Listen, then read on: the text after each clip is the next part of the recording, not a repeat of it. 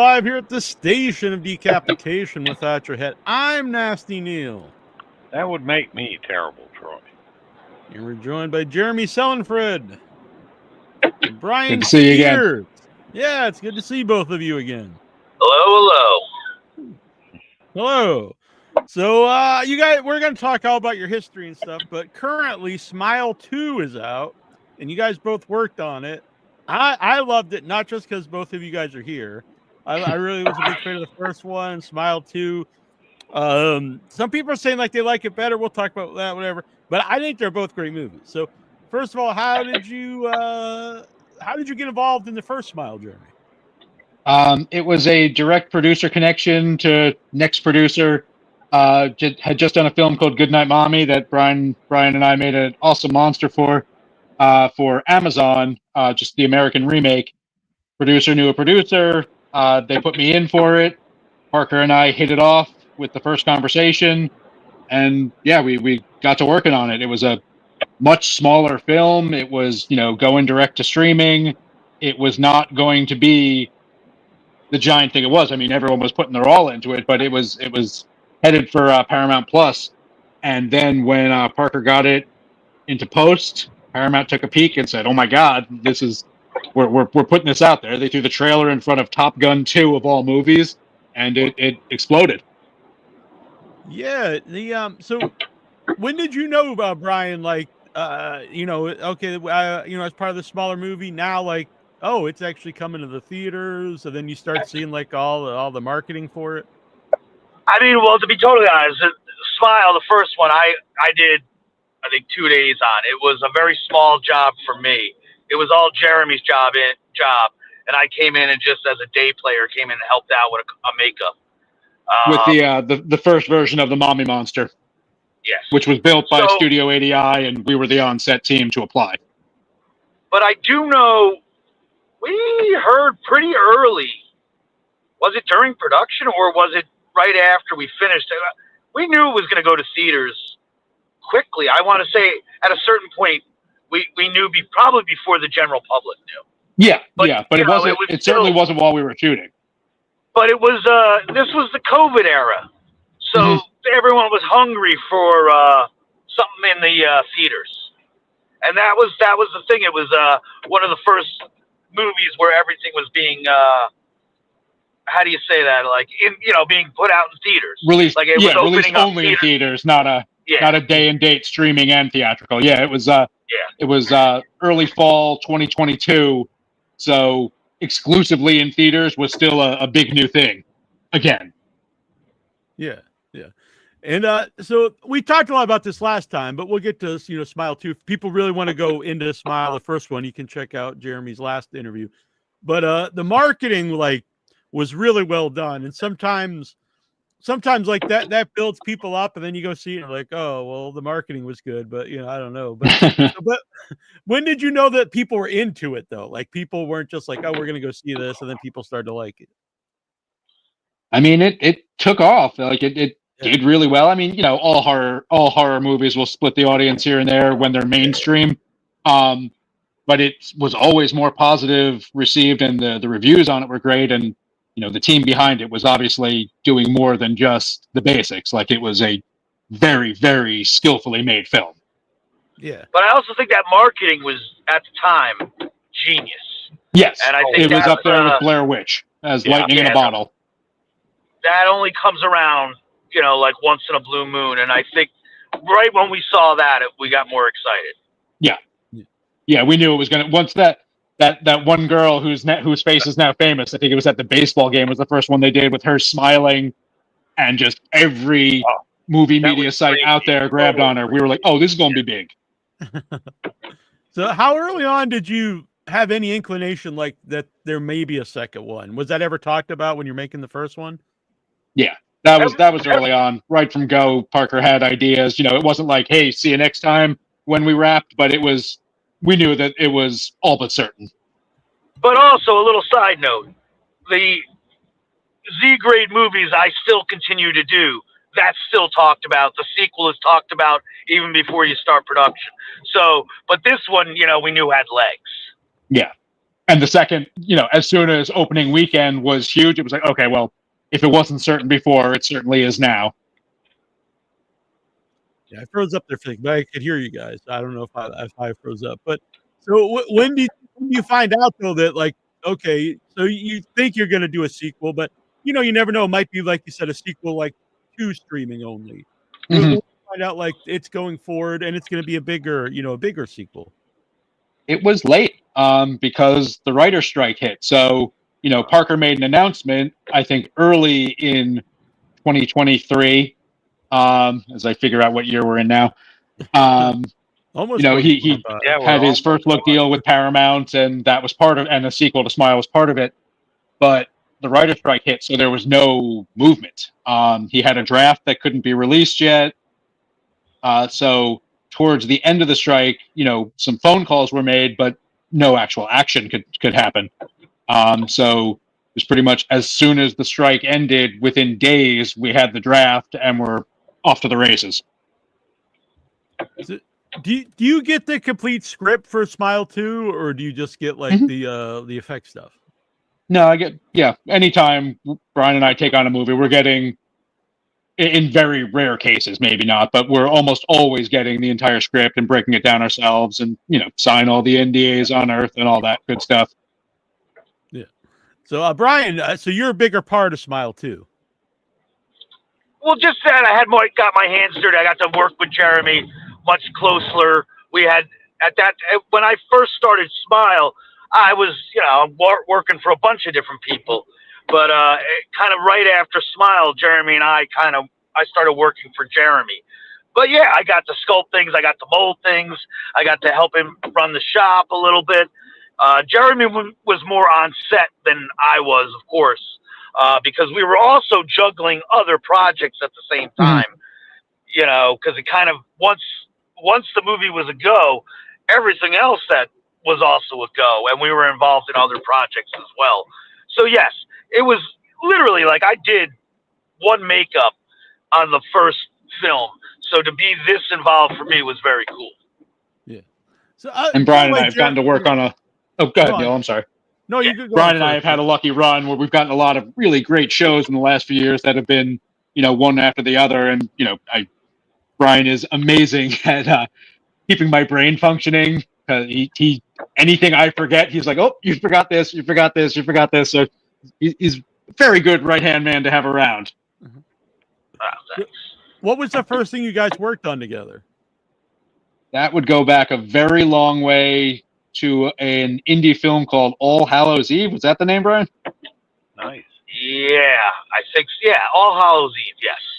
I mean, we've known each other for a long time. The indie film world in New York and New Jersey is a small place, so, bump into each other at conventions, things like that for a long time. But I think that was the first one we actually worked with each other on. Is that the one that Art the Clown kind of grew out? No, see, that's why I think we're getting that is that Hallows Eve? Ours might be all like. Oh yeah, right. It's the same, kind of the same title. It's a Danielle Harris. Danielle Harris's. It's about a stalker or a slasher in a haunted house at a haunted hayride. So it has some stunt casting. Tiffany Shepis was in it. A little guy, Corbin, I think his name is Corbin or Corbett. The little was now not a little kid anymore, but the little vampire from Lost Boys. It had like a bunch of, and was Bill Moses? No, there was a couple other like kind of quasi names in that. Yeah. And we indie horror fame. Yeah, just shot. It was kind of like our typical milieu, if you will, from like where we were all like that kind of those indie day movies. And I think Jeremy was on more of a union gig at the time, and I kind of helped him take the reins of the movie, basically. Yeah.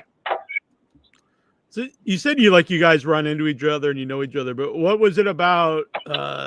What's it about Brian that like? Okay, I wanted to work with him, or I want him to be part of the stuff I'm doing. Because I assume you don't just everyone you meet like, okay, I'm gonna get this guy involved in everything. I'll say like we don't have.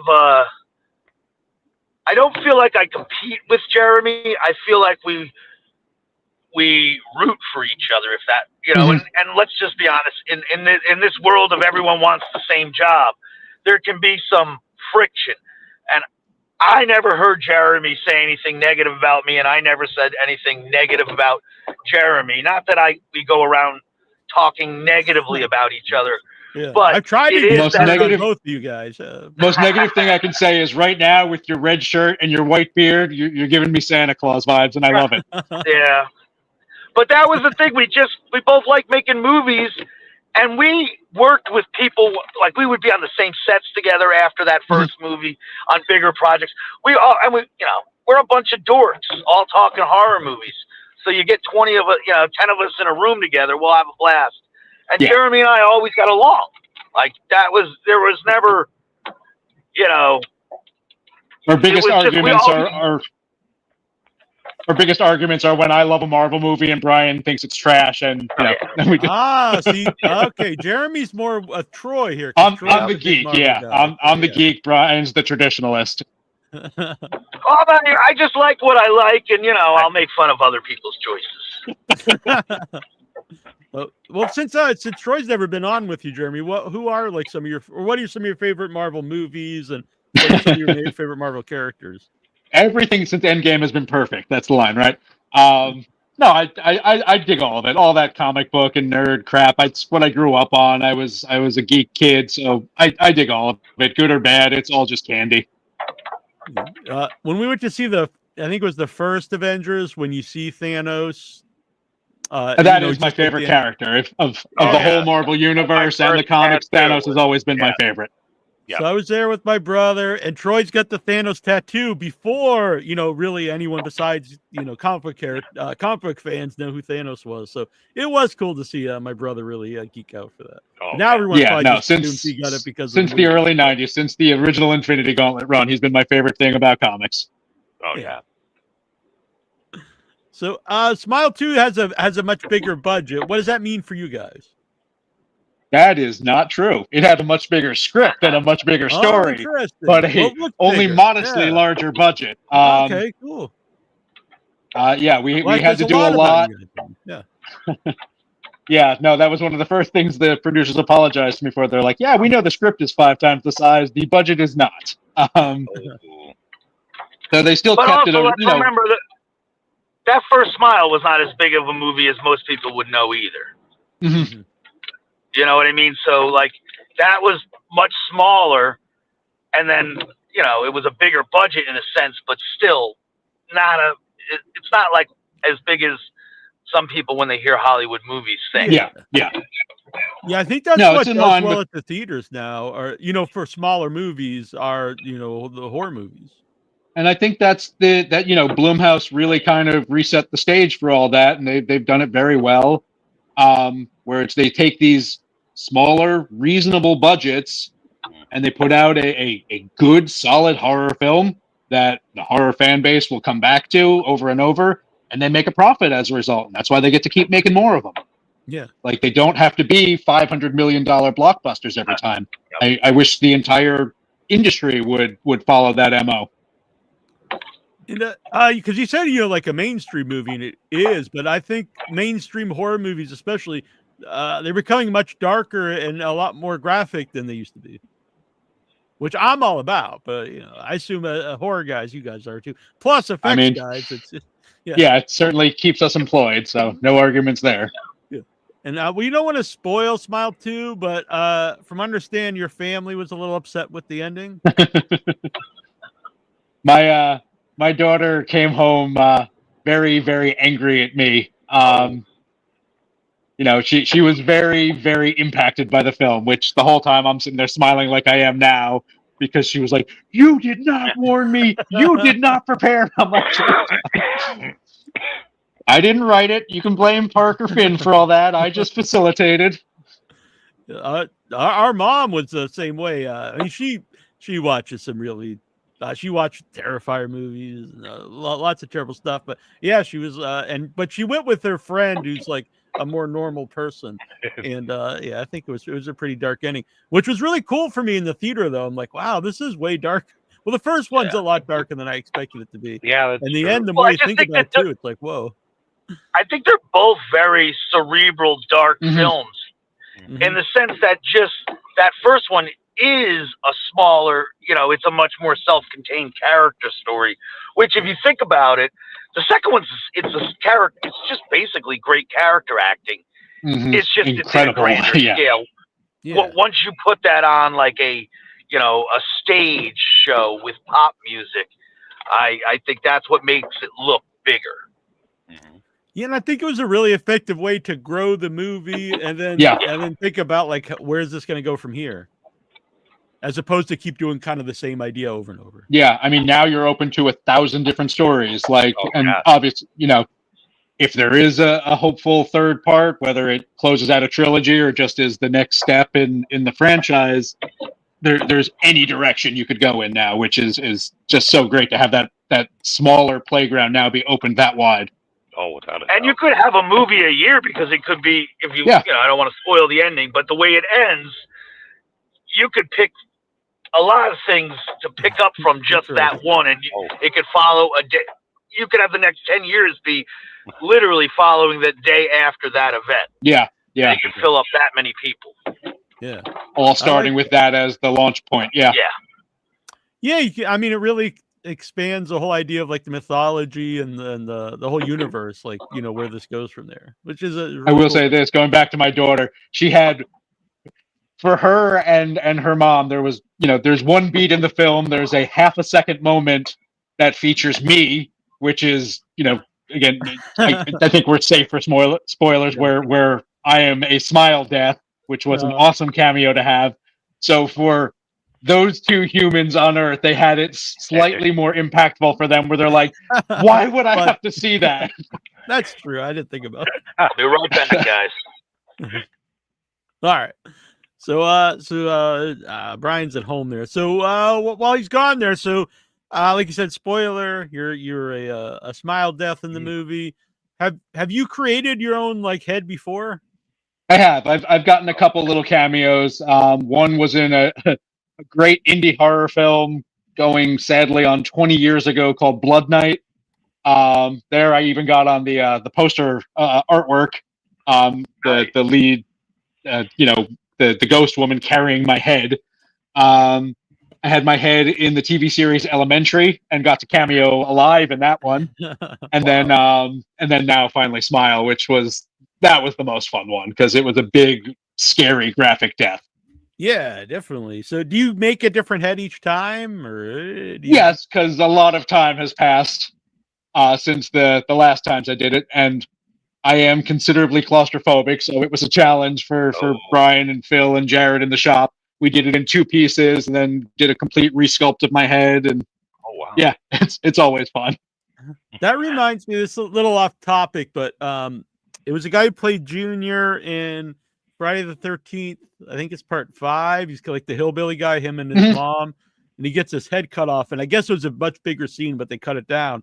But anyway, he tracked his head down that they used in the movie and found out that like it's been used in all these other movies and had like, a bullet hole in it. And I was like, that would make an awesome like documentary. Like, all that severed head. And all the stuff it's been in. I was like, that's pretty wild.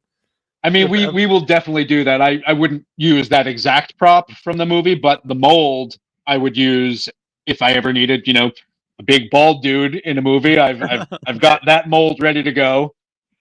But yeah, we'll reuse molds and repurpose things so long as it's not the exact same thing. Yeah. This one was the exact head, like it had. That's funny. I mean, that happens with prop shops. Pieces get used and reused. Yeah. Costumes as well.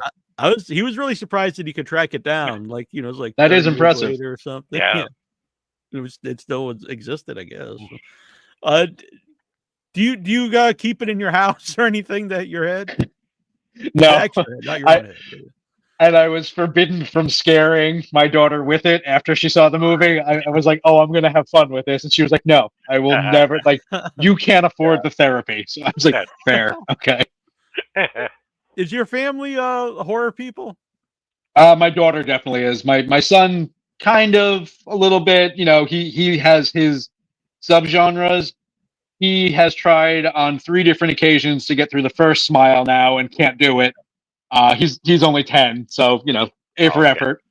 I started, I think, when I was 7 or 8, so I was like, yeah, you can watch some of these. I'll pick and choose which ones I'm okay with, but that one he could not get through, so he has not seen the sequel. My daughter, she's a big horror buff. She's a big movie buff in general, but she loves horror.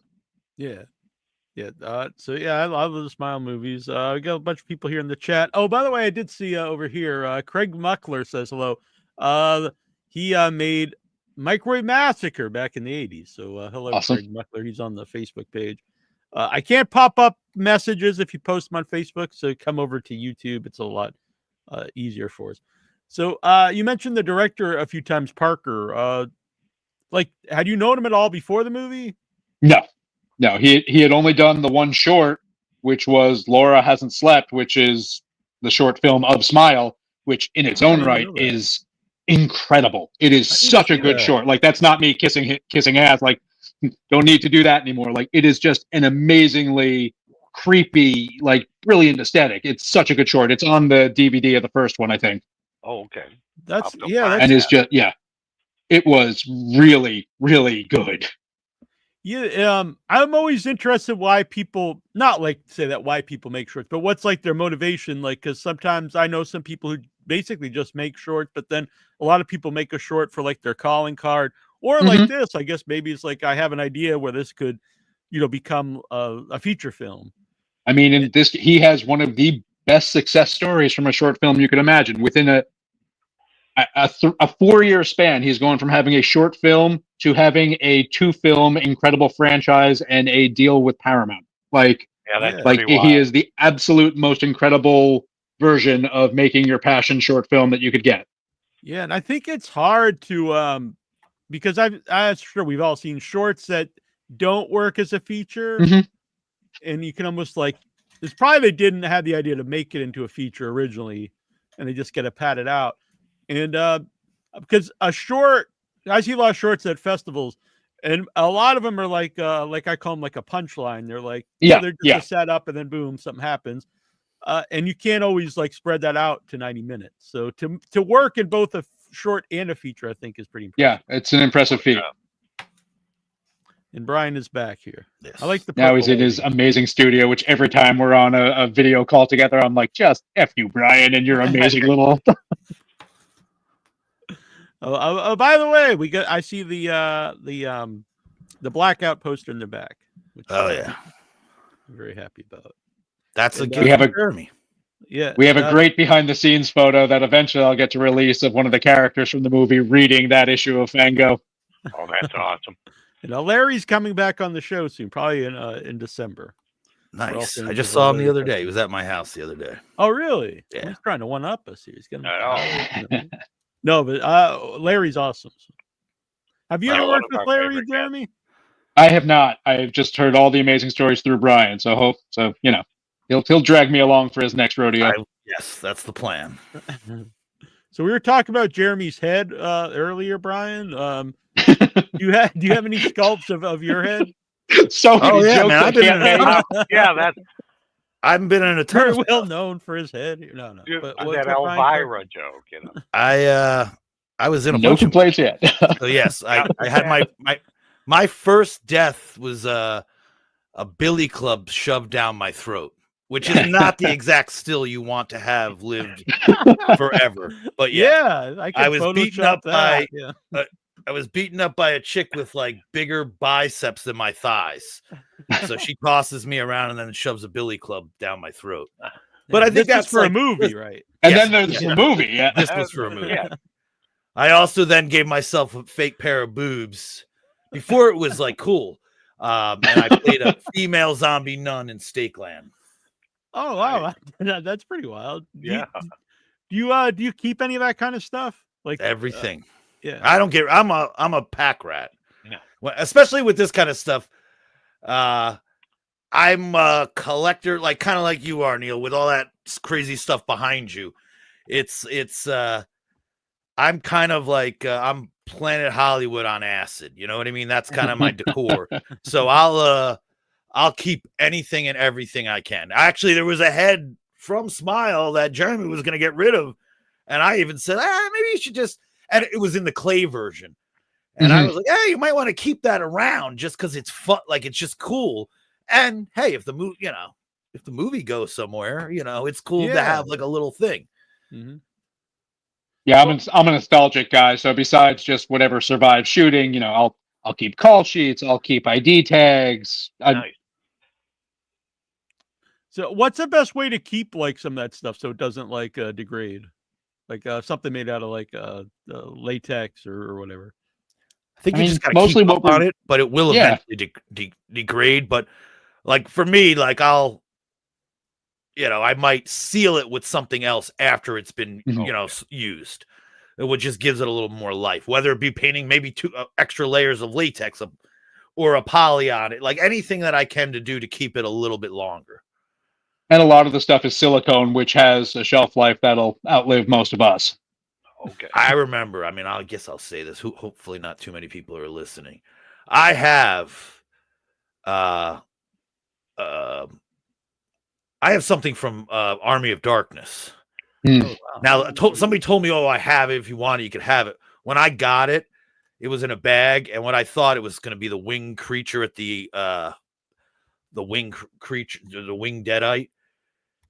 By the time I got it, it was literally the most rotted prop I've ever seen, to where I picked it up and it just disintegrated. Oh. I have never had a prop of mine do that yet. But then again, I'm thinking like, when was this movie made? You know what I mean? I'm like, 88, or somewhere around 88 to 90. So yeah, all right, that makes more sense to me. But it literally, like, a couple things, I've never seen anything do that. But this was also of neglect that a collector had. So they just let it go. And that's probably the worst I've ever seen. And I'm a guy that puts all my stuff outside at Halloween, and I've still never had anything rot. Wow. Yeah. Were they made out of different type of, It was like a poly foam, but I'm sure maybe back then everything was a little more toxic. Yeah. So, yeah. It probably worked better, but it maybe, and I have no idea, but everything like that does have a shelf life. I think now with silicones, that might have a little bit more longevity. Yeah. And I think more people are collecting things now, and it's more of a, when I was a kid, the prop market wasn't as big of a deal. You would stumble upon that stuff. Now there's people who's their stuff off. Yeah, regularly, and there's an amazing guy on this coast who restores it all to just pristine condition. Like, oh wow, yeah, there's definitely a market for it now, a big one. Yeah, it's even like toys. Like, when I was a kid, we played with our toys, so that's why it would be so hard to find something in the box. Is now people buy. It's probably mostly adults who buy the toys now. So, almost all of them are steal. The only ones that can afford toys now. Yeah, and a lot of them. I had this argument on my wrestling podcast because people are like, "Oh, they make all these toys for kids." I'm like, "What kid wants like a action figure of like Wahoo McDaniels or something?" Like, they don't even know. Hey, I had the WWF when it was still WWF figures in the 80s that were just the big rubber. hard rubber ones that you just have no movement, banged against each other, and that's all they could do. Yes, I have I still have them actually a little bit behind me here, but the paint's all rubbed off. Mm-hmm. They would all the wrestling figures when I was a kid, like they were not playable. Like they had barely any movements. Or you could stick them in the ring and smack them against each other. That was it. But even when McFarlane toys came out, you didn't play with them. You put them on a shelf. No, they were so breakable. So, I'm the weird one that opened my toys. Yeah. My generation is what ruined it all because we did blow up all our Star Wars and G.I. Joes. Oh, yeah. And then it became a thing where, because I have videos. I made a Godzilla movie when I was a kid, and we just lit everything on fire. And we had that giant, and he fought Gene Simmons doll that we had. It was like but now everything is a collectible now, and everything has that, because I remember when I first, what was it, the 90s when these new Star Wars toys came out, I went out and bought them all. Mid-90s, yeah. That's really into it, and he's like, "Oh yeah, you see everything you have? Not worth a dime." So I got, I just gave it all away because at that point, I was trying to be like, "Oh, I'll get it now." Mm-hmm. Everyone knew that, yeah. Although Brian got me an amazing Homelander figure for the holidays, and he watched in horror as I opened it and played with it and changed all the accessories. Yeah, I have my Ric Flair right here because I needed to see how these new figures move, and I was like, man, if they made these guys like this when I was a kid, they would have been my favorite because they're basically made like a He-Man figure, but they're the wrestlers. So yeah. Anyway, yeah. But I opened the toys too, I guess. So it's the gist of this. Yeah. That's been one of my long-standing career goals that has not happened yet, is to have a toy made of something that we've designed at the shop. Interesting. That Yeah. It's one of my career bucket list items. Yeah. I've had tattoos done. I've never had toys. Mhm. Yeah, It's come same. close. But yeah, that is also, those little career goals that we, all of us have a little bit. One of What- the what's most that It'd like? be wild though to see somebody with like a Yeah, because tattoo of something you guys made. That's gotta be. I mean, I've had that, and that's yeah. that's gotta be amazing. Like, I wouldn't even do that. cool. And I made it. well, a shout out to Matt Skinner because he got the first tattoo of something I made, an Oh, 8-bit wow. from Psycho Ape too. That's And awesome. he actually got a tattoo, and he asked me permission. I was like, of course, you're just gonna send me I mean, pictures. And it does. Yeah, all of your pixel art is very tattooable, Neil. Oh yeah. That'll be my first tattoo. I'll just cover my arm with 8 bits. But what would you pick? Like if you could have a toy or action figure of something you've created? Oh, I don't know. I mean, my idea, if I'm going full bucket list, I want a Lego set of something I've done just because I'm hyper obsessed with Lego. But I don't know. I thought about making myself a little Lego set of the weight sequence from Smile too. So we'll see. That would be tremendous. Yeah. Brian? I mean, I'd have to go because I'd have to go with something I worked on for Glass Eye Picks. Mm-hmm. I'd probably either pick a Stake Lantern or an I Sell the Dead Zombie. Because I would do, if I had to pick from your overview, that I Sell the Dead Zombie is one of my favorite things you've ever done. So that was awesome. Probably be one of my first picks because it is the first movie I did where I felt like, oh wow, everything lined up. It's very rare, where I don't want to ever be satisfied, and I think Jeremy's the same way. If you're satisfied, that means you didn't do it right. Yeah, like you're complacent. Yeah, mistake and everything like that. So I think, but that to me would be the because at that point in my career I had worked on a ton of stuff, but maybe it didn't cross over, maybe it didn't get seen as much as I wished it did. And maybe it was just a little shittier than I wanted it to be. And again, they're all my kids, so I love them all. I can't, but what I can say is that's where I got in with a bunch of people that I was like, wow, this is exactly why I want to make movies. So I'd have to say, of course, we've been involved in other I've done much bigger projects, but selfishly, they weren't my projects. Right. You know what I mean? I was working for other people. Very proud of what I got to do and the people I got to work with. But, it wasn't my design, or it wasn't, because again, Jeremy and I, we did, we both worked on that first season of the Daredevil show. So, we've been in this worlds of like, but those were other people's jobs. Yeah. Yeah. Those were also characters that were created well before we were involved. Yeah, created like 1,000 leagues above our heads. Yeah. But I mean, and I'm sure, there's a million things Jeremy could pick from Smile 2 alone, because at least he got to do much more on that project.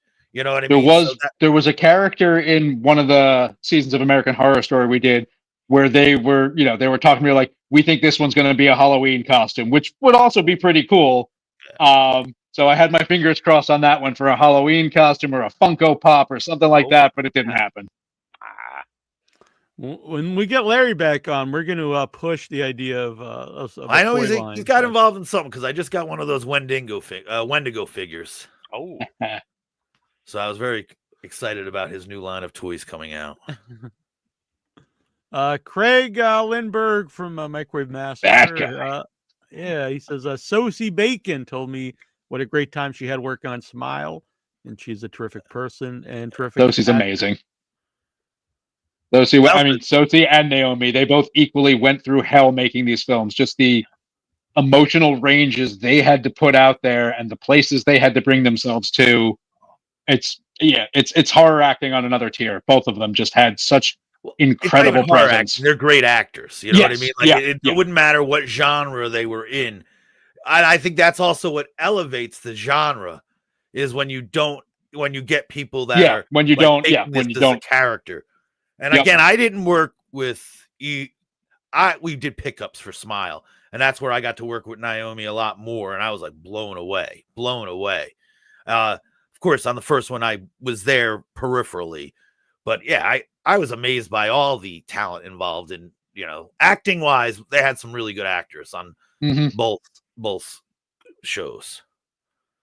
So when you see like the more demonic things or the monstrous things in Smile, like how much of that is the director, like, does he know exactly what he wants it to look like, or is that like left up to you guys? Parker comes in knowing exactly what he wants it to look like, and sometimes that leaves. Sometimes it's we're shooting it over and over until it matches precisely what's in his head, which can be tough on the day. But when you see what gets put up on that screen, you're like, well, that was absolutely fucking worth it. Like that was. He goes in knowing There's exactly definitely what he a few wants. gags. There's definitely a few gags that might have went through 20 takes. And you're only seeing a portion, and it was like, we did that 20 times, and it's like, no, but that's what you're doing. Using that one because we talked about it while Brian, you were shifting scenes. We did at least 15 different takes of my gag, and it's on screen for frames. It's half a second, but it had to be the exact perfect version that he wanted, and it's hard, but I love that.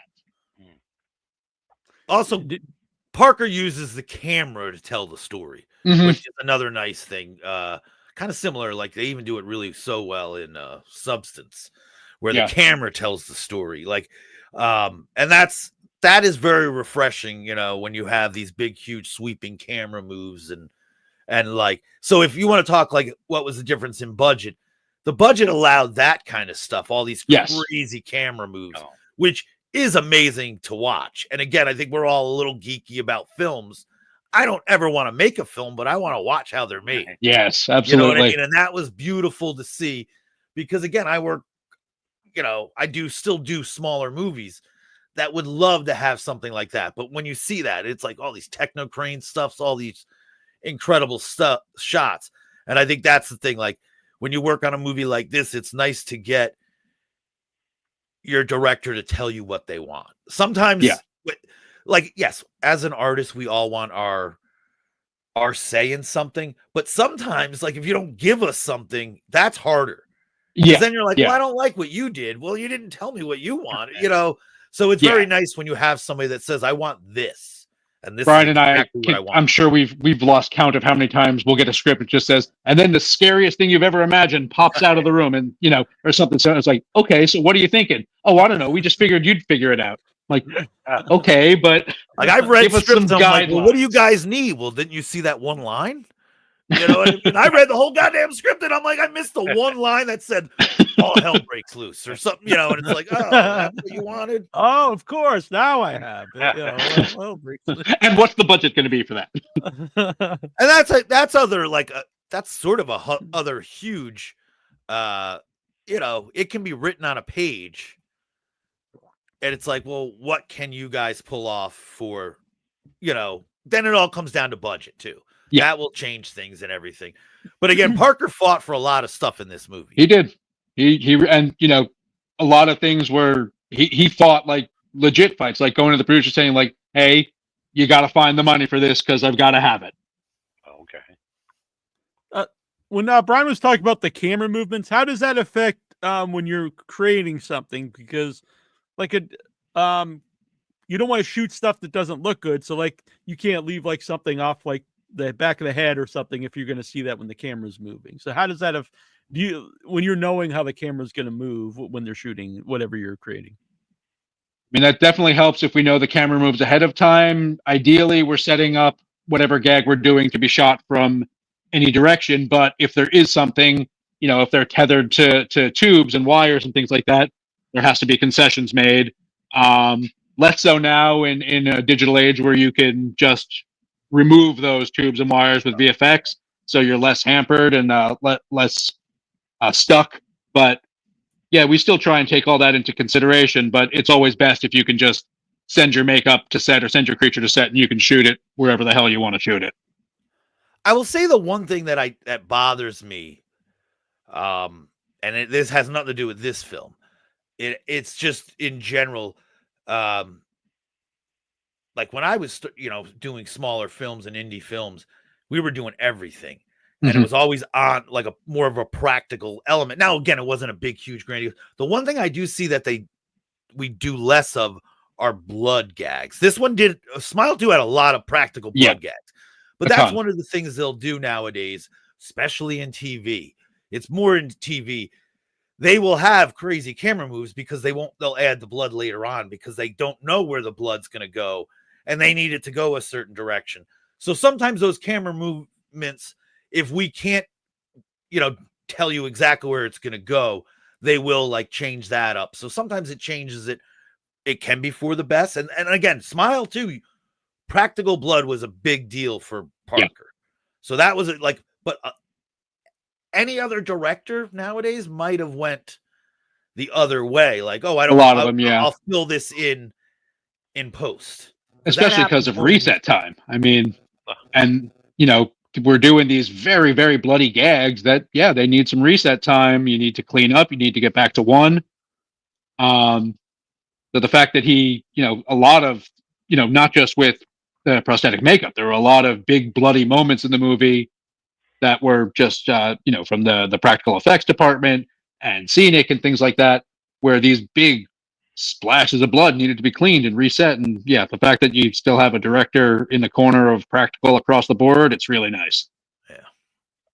That's usually one, to me, fire and blood usually doesn't. I mean, there's exceptions, but it usually doesn't look great. Digital blood. It's getting better. And I think so long as it's a mix of both, that you get the best of both worlds. I mean, I've said this a bunch recently. It's 2024. Digital effects aren't going anywhere. And so long as they're used responsibly, they shouldn't. They're another very helpful tool in the toolbox that makes everything look as good as it possibly can.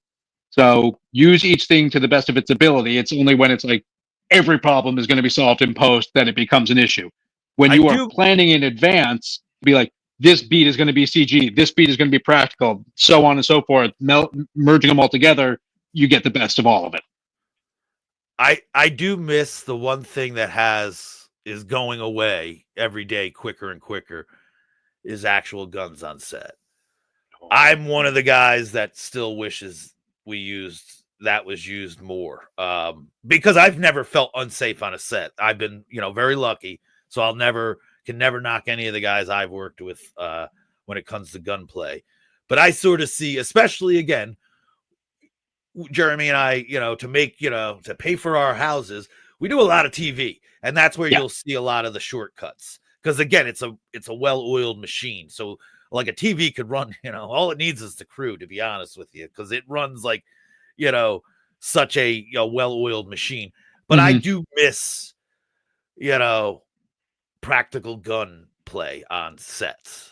I understand why it's not used as much as it is, but I do think there's nothing cooler to watch than a shootout on set. It was earlier in my career. I was working on Boardwalk Empire, and there was just a shootout of guys running through the woods, firing their 1920s pistols. And the little boy in me came out, and he was like, "This is so cool!" Yeah. Well, I didn't actually know he worked on a show. It's one of my favorite shows. Yeah, I'm a show. Horror and mafia stuff's probably like my two favorite things. Yeah, that was my shop's first big break. Was on season 2 of Boardwalk. Nice. Yeah, I wish it would have. I think it could have kept going. I think it kind of an abrupt ending, but I was being fair. It's expensive. That's why, guys. It's it was a very pricey show. So I think I get confused. There's two Craigs here. So Craig Muckler is the Microwave Massacre Man, but we also have Craig Lindbergh is also here, and he says our favorite little man. Hello to the boys. Yeah. Craig's a good guy, so we need to get Craig back on the show sometime. Yes, we did. Craig is who introduced me to you. Yeah. We were doing kind of an maybe like biannual, be a bunch of effects people would come on, and a lot of times everyone would get drunk. But I don't drink anymore. So. The first time we did it, it was only a handful of us, and we weren't drinking much. So it was all, we had fun. We answered a lot of questions. We had a very good time. The second time, I think it was nearly 10 of us, and it was just a clusterfuck. Yeah. I don't think I was there for the second one. You were not there for that, and God bless you for missing it. I couldn't even I always listen back to these things. I could not listen to that one. I was like, oh God, we're just awful. This is terrible. And it was just an audio. It was when we're audio only, which does make it harder when there's a lot of people, because I can't I might lose, I can't remember who's been talking. So, and I try not to let someone just sit there and not interact with, that's not very fun to be a guest on a show and no one asks you anything, So with a bunch of people, it's hard to, on audio, they could get lost in the background. Yeah. But I'm sure it's fun to listen to. If you weren't one of the participants, it's probably more it was fun for us to be there. I just feel bad for your audience that had to listen. So yeah, we'll get Brian on one of those. Do you know Craig, Brian? Oh yeah, yeah. See, we're all New York guys. Yeah, we all know each other. We don't work with each other. Our paths have all crossed. We've all worked, if not hand in hand on the similar projects. We all know all the same people. But yeah, Craig, I know very well. Yeah, Craig interviewed me for my union interview back in 2008. Nice. Yeah, and Craig, by the way, remind me. I know sometimes he suggests really cool guests, but I'm bad at replying sometimes. So I try not to be if he's out there watching. So Brian says you don't plan on making your own thing, like writing your own movie or whatever. I mean, Jeremy would. I have the greatest script that I've never written yet, and I think, but we all do. I have the greatest zombie movie that would ever get made, but no, I've never there are a lot of effects guys that go into filmmaking. I've never had that desire. I just want to work. I want to make stuff for other directors. Now, does that mean? I will say this. I mean, I kind of know where to put a camera. I kind of know how to shoot a gag. Would I want that involvement? And as my career moves up, if it moves up, I would like it. I would like the ability to say hey, I think the camera should go here.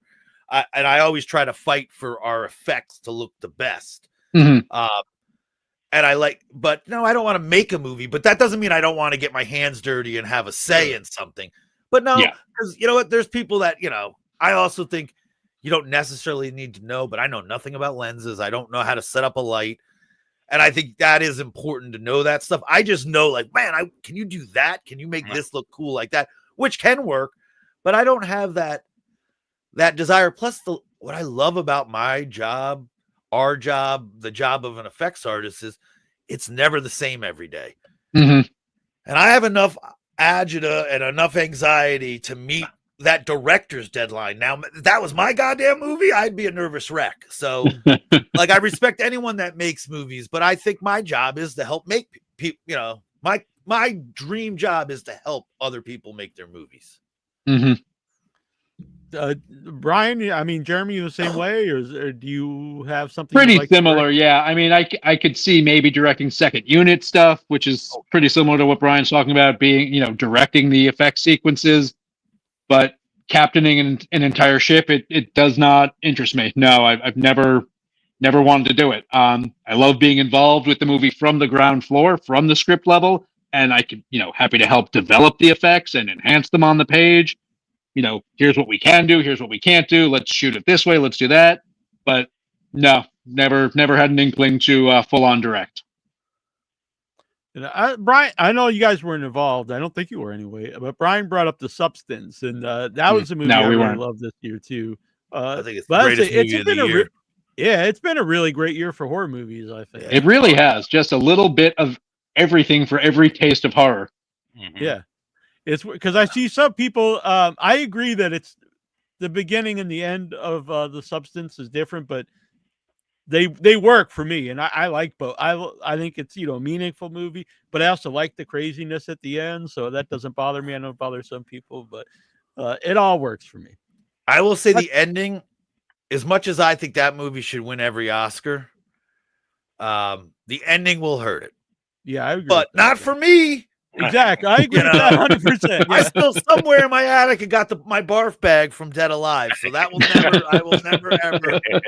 You know that movie was amazing, and again, I think to bring it even to back like a little bit to Smile, like wherever we are in this world, let's not discuss that, but I mean, great female performances this year, and it's weird to have 4 dudes talk about that, but I mean, it is an amazing, like Smile alone, like, I mean, it's a shame that, horror doesn't get It doesn't. just, Yeah, it doesn't get the respect its it. due Yeah, sometimes.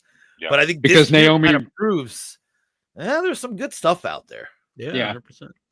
if it's unlikely any horror movie will gets those kind of nominations. It's such a rare, few and far between thing. But I hope this does amazing things for Naomi, because she just absolutely crushed it on every level. Yeah. And again, we saw it off screen. Yeah, So I mean, that's the in other front thing. of you, it was amazing. Like, it's not just how it was pieced together; it was in front of you. It was like can't look, like covering my eyes because of how horrible these things were and how brilliantly she was delivering it. And there is, especially when you do a horror movie, and I go, you guys know, because you guys are making your own, but like, there's a lot of fun. Like, as much as there's craziness, like in the movie, the finished movie, that tension, that nausea, usually like horror film sets are just fun. Like everyone likes to see the blood come out. Everyone wants to see that somebody get killed. There's a lot of laughs. Yeah. Show up on a day and be like, oh, somebody's dying today. So like, it is that fun. But then when you see how it's, but also these people that get into these roles, like, you watch them get into the character, and that's very cool. Like, I love that. Mm-hmm. Yeah.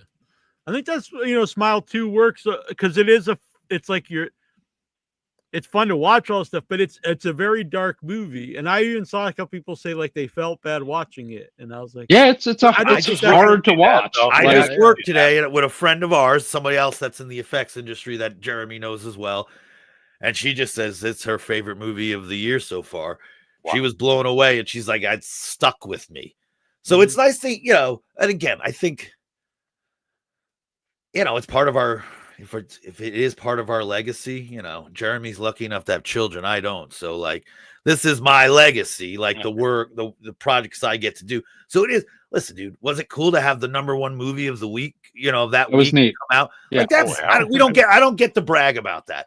Yeah, that was the first for both of us. Yeah. Yeah. Like, again, there's all these big movies that come out, and it's like, wow, we got to work on one of those, even if it was a week, like it's still, that's kind of a big deal. Oh yeah. And again, because you have to realize there was 4, maybe 5 people in our shop the whole time we did this. We had other people that was it. come in, but it was 4 to 5 main people that worked on this movie.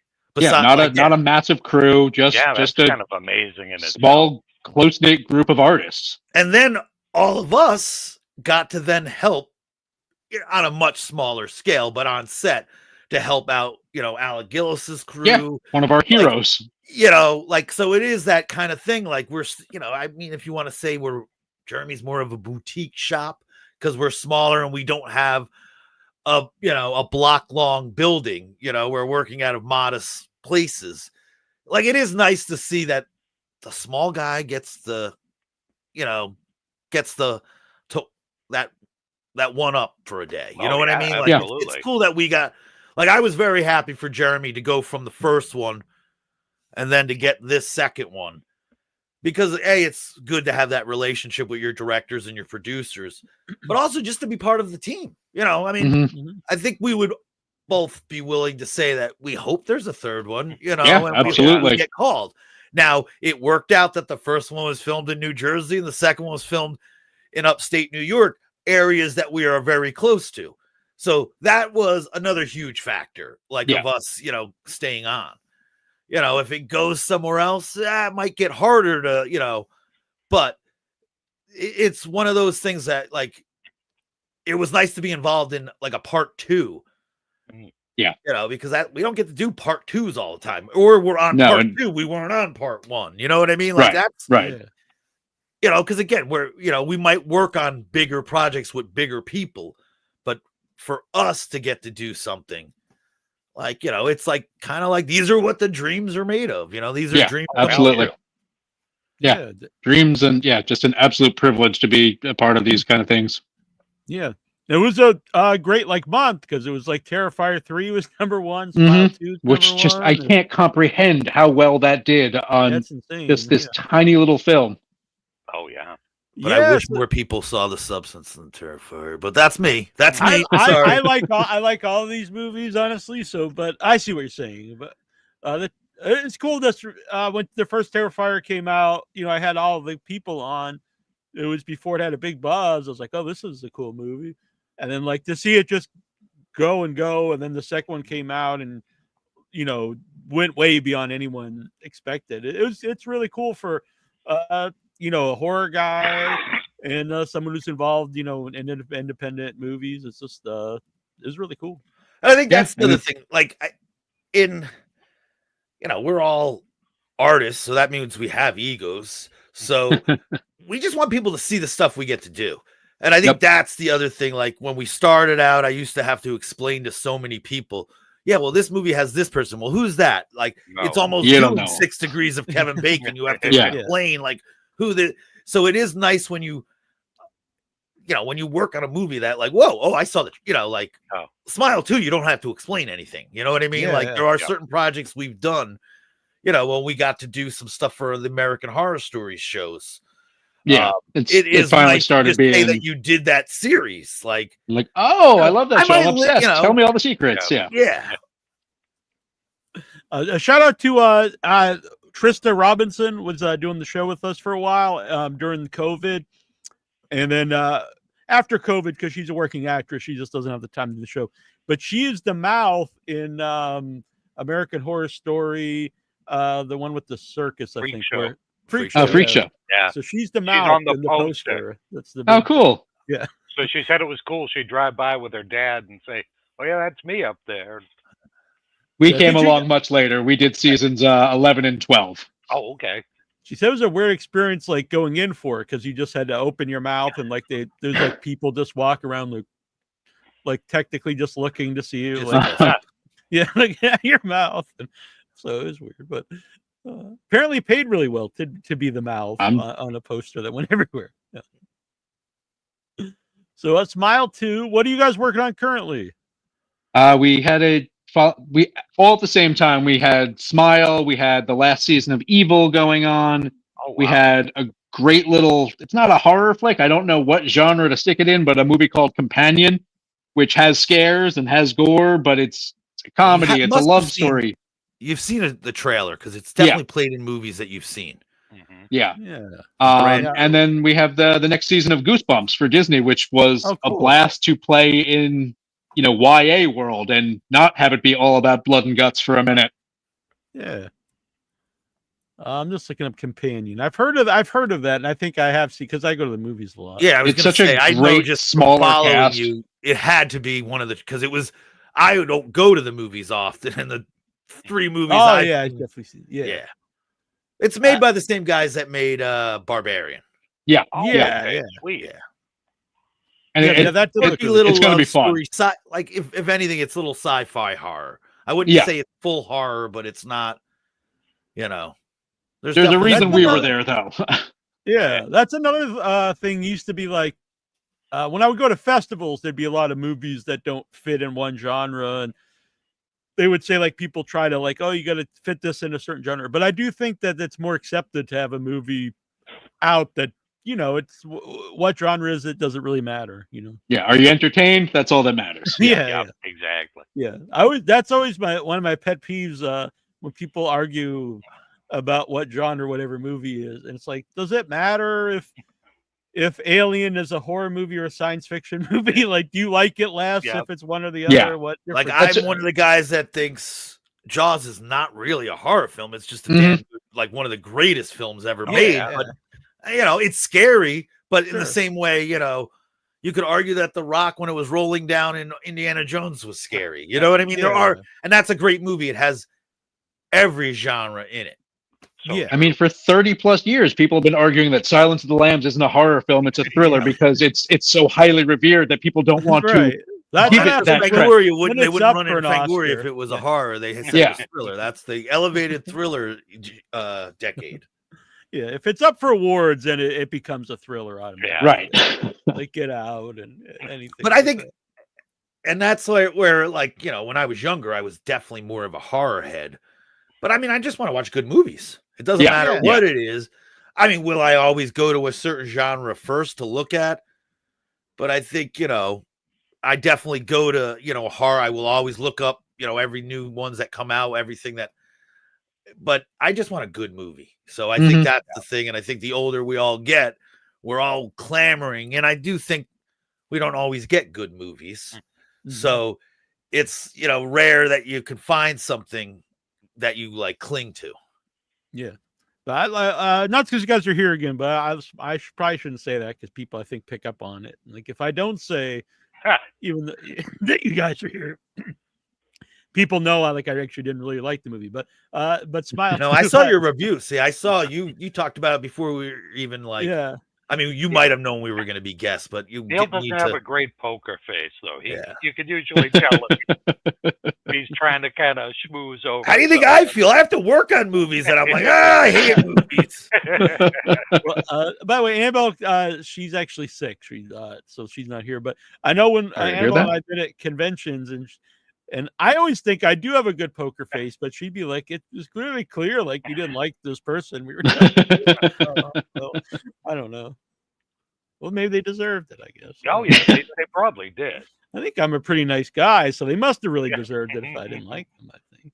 Also, the only other problem I have, you know, I just like I've had a little downtime, so I'm catching up on stuff.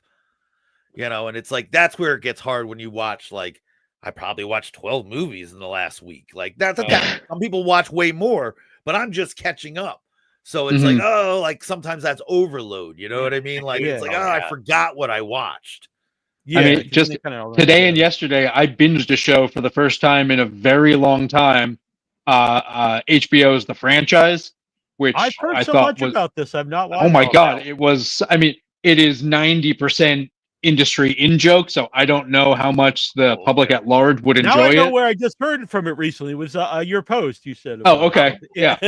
But I've seen other people post about it. But it is such a fun show. I mean, just for anyone who's ever set foot on a set, you can see yourself in it somewhere. Yeah, I'll have to check this out. Obviously, that's one thing that Troy and I talk about. I see every once in a while people are like, "Oh, they don't make TV shows like they did in like the '80s," and I'm like, "Are you guys crazy?" They're getting better. Yes, yeah. I think the last 20 years has been like the golden age of TV. Oh, absolutely. Amazing. It was because people weren't being allowed to make those movies they used to make. They said, okay, so we need another media. So they brought all those stories to TV, and the actors came with them, and they were just you mean I get to spend 8 hours playing with this character instead of 2 hours? Like, sign me up. Yep. Yeah. Like when 24 was on, it was like, oh, you know, it's weird that like a big actor would go on a show, but now no one would even think twice about it's I mean, it used to be TVs where you went when your movie career was over. Now they can happen simultaneously. You're on your show, you got your movie in the summer. Like there's no difference anymore. And in the 10 years that I've been working in like this union world, like I've day played on a network show, like, you know, a CBS or ABC, NBC, like network cop show, but I've never done it where I'm like on that show. I've done a ton. And I think that's the beauty of it. I've done a ton of these streaming shows, which are amazing because you only have, you know, your actors will commit it's a much smaller run. You're not there for the whole year. Basically, you're not there for 8 months. You're there for 3 months. And, you know, then you can go do another job in 3 months, you know, like it really does liven up things. And it keeps, again, I think that's like with our job, everything's different. I like the variety of, you know, if you get stuck on a show for so long, it's great money, but you know, it is get bored, you would think. Yeah. I did it for a few years, and it was the series Elementary, and just a procedural detective show with an amazing cast. And you know, I dig Sherlock Holmes, but yeah, by the 30th Y incision, it's like, okay, I'd like to have a little bit of adventure, and every now and then there'd be something amazingly creative, but it was CBS, so there were limits to what they could do. And I think that's what we're seeing. We're getting to a lot more in some of these streaming shows that, you're getting movie quality stuff on TV, which back in the day, like we all saw the A-Team. You never saw, a ton of people got shot, but they never died or they never bled. Oh, Yeah. yeah. Never bled. Right. And and now with the rise of streaming and stuff, I think I probably, for people who only born in the last 20 or 30 years, maybe they don't get it, but like it would be impossible to watch a lot of that stuff if you missed it when it was first on TV. Yeah. And if you even would try to buy it, like you'd have to buy you'd get like 2 episodes on a VHS tape. Like you could. I remember the days of getting 3 X-Files episodes on a VHS. Yeah. And then like when the DVDs come out and they were fairly affordable, it's like, oh wow. But now like you could just pretty much watch anything. Yeah, it's pretty much all out there. Yeah. And because I have a lot of old every DVDs and country and culture that you can think of, Yeah, that's another thing. It's amazing stuff. You could see a lot of international stuff that you just wouldn't be able to see in the past. Very few things would have got over here. But also what I do like, even some of that old stuff we all grew up on, you can watch it consecutively now. And I think that's, so there's always that one episode you missed. And it's like, oh, there it is, I remember growing up on TV, I saw, reruns. I don't miss reruns. No. It is funny because I grew up watching all the sitcoms, and if I watch almost all of them, there's a few exceptions, but I watch them now and I'm like, I can't believe I watched this. This is just not very good. I went through that phase. Did you have, Neal? You had 4 channels in PBS. Right. Yeah, and I didn't have the internet, so many, what was I going to do? Well, I had a huge, last week, I have yet to finish The Penguin, and it has nothing, because every time I watch it, I just want to watch I Love the Wire.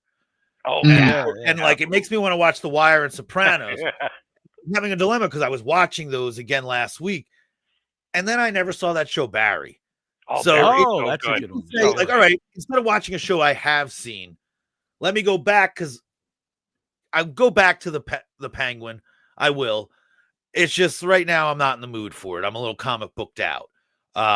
So I kind of wanted to go the other, so I don't want to watch this. I was getting used to I could go home and watch The Wire every day, but I can't. Yeah. I need to watch some other stuff. But I went back. It's hard to watch Cheers now because it's not as not exactly as I thought it was when I was 12. Right. Yeah, 100%. You know what? I can still watch All in the Family. That is the one of the big exceptions, because I think that's the greatest sitcom movie. But only 4 seasons? The first 4 or 5 seasons. Once the one family leaves, and then once the Stivics leave, it's really not. Yeah. But it gets depressing after a while. Yeah. But there's a lot of shows, not to pick on anything, like Major Dad or something. It's just this was just a show that was just on because there was nothing else to do. Yeah. That was that era's version of content. Right. So I don't want any Major Dad fans coming after. Oh Christ, they're after you now. But I can't imagine there are. Wings. I'm sure we'll hear from Wings. There's another one. Yeah, we're not. But Penguin, by the way, I was talking, Jeremy and I were talking beforehand. So we walk a lot, and so it's raining here. So I use a stationary bike when it's raining. Jeremy uses something else. So I only watch the Penguin when I'm on the stationary bike. Okay. It gives me something to do. Yeah. Because I don't really I would rather be outside doing something, but so I get very bored if I'm doing the treadmill or Same. So it keeps me motivated. I'm like, oh, I can watch another episode of The Penguin.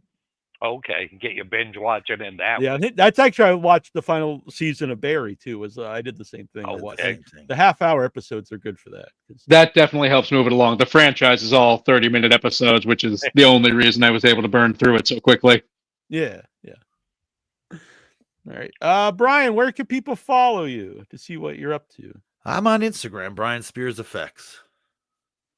You got a lot of cool stuff on. Jeremy, where can people follow you? Selenfriend on Instagram is the best place. All right, sounds good. We're going to have a second guest coming up here. He's going to be talking about the Abomination of Frankenstein. So before I let you guys go, what do you think? I know you guys aren't involved and stuff, but we're all horror people, monster people. of a new Frankenstein, new Nosferatu, the new classic monsters coming. Bring it on. Absolutely, bring it on. Every Oh, yeah. generation should have its own iteration. Yeah, I Yep. agree. I mean, you guys know I work with Larry all the time, Yeah. so I'm all into that stuff.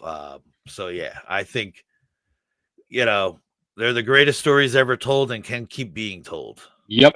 Brian and I have each gotten to design our own Frankenstein monster in our careers. So like, yeah. How many people can say that? That is totally. I mean, it is literally like that's like I'm all for, and it's also because then you're paying back to the other generations, and 100%. Giving that modern twist or giving Yeah. that other thing. Listen, I'm a guy that grew up in the '80s, and all the I was not a Universal kid at all. I was a Fangoria kid. Yeah, So it was our older I've Dracula gotten- and Frankenstein's monster was Freddy and Jason and Mike Myers. Like it was, those were our classics. So the older I get now, that's the stuff that I cling to more because I see or having to change that. And I was probably the thing that scared me the most as a little kid, probably 5 or 6, was Salem's Lot. Just that Barlow in that. Yeah, I agree. So, and I think we could all agree when you're young is when, those are your tastes, whatever happens when you're young. And that sticks with you forever. stuff. Yeah. Yeah. And I think anyone that can keep the Frankenstein's monster alive, we're all waiting for the greatest Gill man ever. We all want to see a creature from the Black Lagoon. We all want these worlds. Also, I think we deserve these worlds. Like we need to see these stories told again. Absolutely. Yeah. It keeps them alive. I mean, yeah. And it doesn't in the erase same other way- movies. No. You can, Exactly. watch them. Yeah. that's exactly it. It's just someone else's interpretation of these classic fables. Yeah, and a lot of these have. Well, there's a lot of different Frankenstein's. I understand, but there aren't. Creature from Black Lagoon's 1954, so we have. Yeah, we've never really gotten another take. Monster Squad, I think, is really as close as we got. Yeah, which is a So very true. fun movie. Yeah. So yeah, I'm looking forward to all of them as well. They're exciting. There was we went to see Annabelle and I think it was one of the new Halloweens, which I was not a fan of, but it does. We were afterwards. We were at a restaurant and being kind of snobbish talking about it. But anyway, the waitress there, she was like, she went to see it and she liked, and then she went and watched the original Halloween because she was like 20, and so she had never. And I was like, oh well, now that makes it was kind of cool. It's like, she went and actually watched the original movie. And she really liked it. So I think I didn't really like these new ones, but other people doing it made them go and check out the original. Yeah, exactly. It's just if you are a fan, go back and check the old stuff. Like I remember, I had family Especially number friends. 3. I remember I had family friends, and when they were young, when the James Gunn written Zack Snyder Dawn of the Dead came out, they were all like their friends went and saw that, and these kids that they're when they were little, I showed them Dawn of the Dead, the real one. And I basically so they knew it was a remake. All their friends were like, "It's not a no one ever heard of that." So just that, as long as you go back and watch that stuff, and I think that's we can never erase it. We're never going to change it. There's going to be a sequel. There's going to be remakes. There's going to be reimaginings. As long as it's as long as they have that zest in their hearts and that drive, then any movie's going to be fun. That's all I want. I don't want to, just. And I love the idea that maybe before I leave this earth, someone will come along in 40 years and remake Smile and these movies. I'd love to see that as an old man and be like, hey, look at that. Well, I think Smile could be the new Saw franchise if they did it right, and it could, Oh yeah. And again, I like it too because it's talking about other things than just. I agree with that. Especially both of them. But I remember when the first one came out, I saw a lot of people really liked, but there were people who were saying it's generic, and I was like, I don't think you really are correct. You cannot like the movie or whatever, but there's a lot more to the movie. There's a lot about PTSD in the movie and both movies are trying to say something. Yeah. Whether you agree with them or not or whatever, if it didn't hit you as hard, Because I will say this, and I think it's also because we've read scripts, we've been there. You know, I've had two people tell me like, "Oh, this movie, you know, like it hit me hard." Like Jeremy's had it hit hard close to home. Like so those it is nice to hear that. And I'm just like, I'm over it. You know, on to the next job. You know, like I'm not being dismissive. I'm very glad, you know, but I think it's also we read, you know what? It was all spoiled for us very early on. You know, so but it is nice to see. And I just want a movie that it gives you a little something more sometimes. Yeah. I agree. So yeah.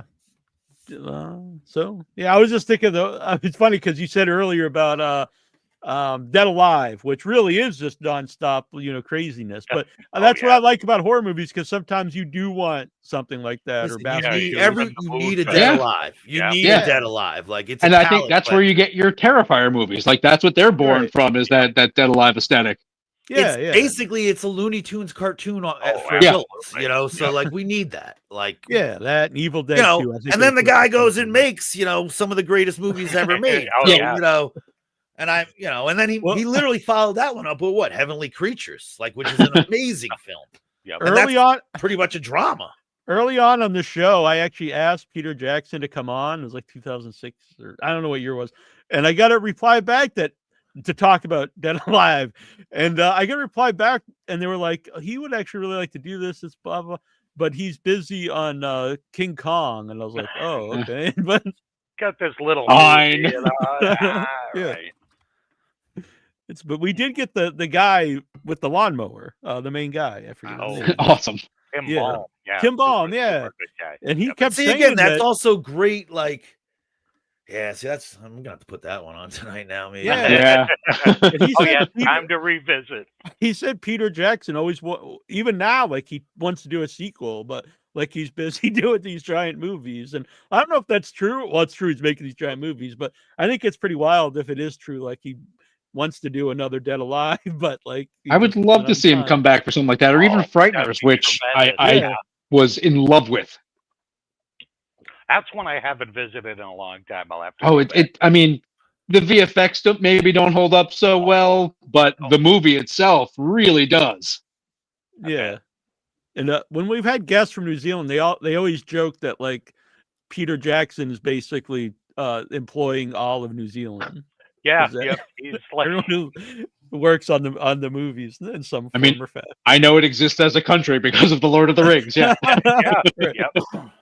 And I do think there was a time when they started making those, they sent out the rounds that, like, you know, if you got yourself there, you had a job. Yeah, for years. So it was that's a you know, and again, that's a filmmaker with a vision. So I mean, I'm always for that. Yeah, not just like the actors and stuff, but like the whole WIDA workshop making like you know, all the armor and everything. That's also a hands-on. Again, that's a hands-on director that likes tactile things, that likes, you know, that needs the environment. And what I loved about it too was that there's a guy that uses miniatures, bigatures, practical effects. You know, he's one of the few directors that uses everything well. Guillermo del Toro is another one of these guys that they see how movies can be shot. You know, like they see how every advantage we have, whether it be CGI, what we do, everything is, you know, amazing sets. Like that is all like it's a craftsman's world. Yeah, and I think down to the costumes and props, down to every element. Yeah, the special edition King Kong, it has like this segment where he like rebuilds like some kind of dinosaur, something that's like a cut version. It's like a cut scene from the original movie, and the pit sequence. Yeah. It's like really amazing. Spider, is that the one? But it like, and like even filmed it like how it would have been filmed. Yes, back in the day. yeah. Well, listen, the original. I mean, you guys are fans of Larry, and I'm sure he's talked about it. But you go to his house; he built the orca from Jaws. Oh wow! Like as a kid, so this is his kid's version that he used Life magazine, that he went to the movies so many times and took pictures of. It is a full, you know, whatever scale it is, I don't know, but probably for the original GI Joe's the go. Yeah, you know what I mean? Like they were hand-me-downs from Troy. But here, it's amazing. But then he becomes a director, and that's the way he is on set. And I think that's, and again, to bring it back, because I know you got another guest coming on, but to bring it back to like a Smile too. that's where like a Parker is. It's nice to have guys of like, it does seem like some practicalness, not just our jobs, but no, practical across the board. Practical ways of shooting things, practical camera moves, practical. All these guys are kind of bringing that back a little bit. Yeah. You know, and that's definitely a very renaissance. Nice. Because again, I don't mind big, you know, but there are certain movies you watch and you know, hey, well, this was just on a set, you know, or this was on a green and that screen. stuff doesn't age well to me anyway. I think even bad sometimes practical it really effects has a charm to it. Well, where, there's like, something bad about that CG just hokiness looks that I bad. still love because it reminds me of those movies I watched. Yes. And I think we're the last generation that's, you know, the younger generation that's growing up on video games. They're used to that imperfect CG, you know, like they're used to that world where to us that's, you know, not like to our naked eye is not real. Like the Star Wars prequels, like I never thought they were good, but when I watched some of them recently, like even the effects don't hold up though, because you could tell like the whole thing is like they're on like a green screen set. Jabba like moving around and stuff. Just all of it. That was all of it. bad to You me, could but tell that they were on a stage. Yeah. You know, and like, you know, and that's what's the beauty of those original movies, which is why I am not a fan of the franchises and the TV shows. That's something me and Jeremy will argue about. Oh, so hard. But I will say those first three movies, and I say 1, 2, and 3 because that's how they came out. Yeah. Those were incredible movies because they brought the fantasy to life. And I think, you know, and as long as movies do that, bring fantasy to life in whatever genre, I think that's what we're always aching for. Yeah. Troy's with Jeremy. He loves all those. Those listen, I'm in the minority, so I get it. Like I get it, and I do not mind a superhero movie. Yeah, I just think we have too many. Too many of these fantastical movies. I want to see directors and writers get their movies made, and I think the more we make IP, it's harder to get. Yeah, I definitely agree with that. Yeah. I begrudgingly went into The Mandalorian. I'm like, oh, this is a silly Baby Yoda show. And then I watched, I was like, oh, yeah, this is really good. It's awesome. Yeah. Like, there's always an exception. Hey, the Wolverine, old man, whichever, Logan, that was a great movie. Oh, yeah. Oh, yeah, I love that one. That's and again, but see, again, I like. You know, Christopher Reeves will always be my Superman, and you know, Michael Keaton will always be my Batman. I completely agree with that. I don't think there's been a good Superman versus since Superman 2. But yeah. I'm sure people yell at us. But that's okay. Mind your comments section, yeah. Well, don't ask me about horror movies, guys, because woo. One thing I did remember when we were talking about Tim Balm and stuff is next time you do watch Dead Alive, during the big lawnmower scene, all the goo, all the gore all over him, it's all this super sticky, I forget, he told us what it was. Oh, yeah. And it was like a corn syrup thing. Yeah. It's 108 degrees in New Zealand that day when they're shooting it. He said he had bugs that looked prehistoric. Yeah, every bug on the every bug in the country found them. I'll always remember that, like the poor bastard. The best Brian and I have been there 100 times. Oh, best fly catcher is homemade blood. Oh, yeah. Okay. Yeah. All right, guys. We will talk to you soon. Thank you for doing it. It's a pleasure as always. Thank you for having us. Very much. Yeah, anytime you guys are welcome back. So good luck with Arbor Day. Thank you. Yes, can't wait to see more of it. Later, guys. See ya. So long. All right. Thank you. Bye. Oh, that was great. Oh, big fan. So cool. Yep. Yeah, so we're gonna get Eric Yoder on here momentarily. We're gonna talk about the Abomination of Frankenstein. That'll be a good time. We'll play. I'm actually gonna play the trailer here in a minute. That sounds good. I will refill my coffee. All right, so I'll play the trailer for the Abomination of Frankenstein, and maybe we'll play a couple other trailers while Eric gets on here, and we will be back. A big thanks to Jeremy and Brian. Go see Smile 2. I thought it was awesome. There's a lot of cool stuff out there. All right, let me grab. I thought I had it here. killing time here. Here we go. It's very short, so I'll play this and then I'll play another trailer.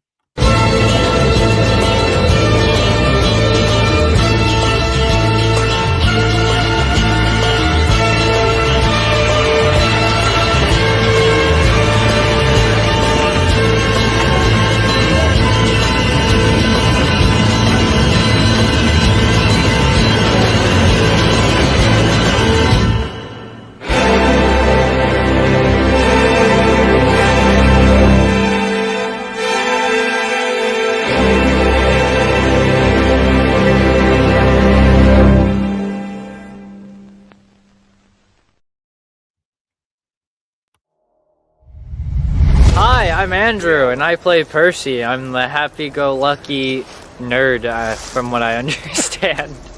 So how did you get involved? Well, the director came into the place I work, and he was like, hey, you want to be in a movie after coming in a couple of times? I was like, sure, I'd love to be in a movie, because... That's not exactly what happened. Was I mentioned I was making a movie, and Andrew also mentioned about acting, and then I was actually thinking of wanting him to get involved, and then Andrew actually asked me. Yeah, other people are here, by the way. Here is the other two.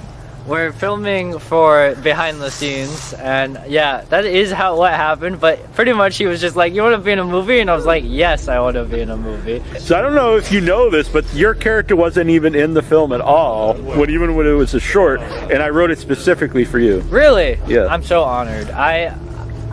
It's gonna be fun. I haven't been in a movie. I've done a couple acting. I was in 3 musicals. When I was little, I was a snow crab, and that was pretty fun.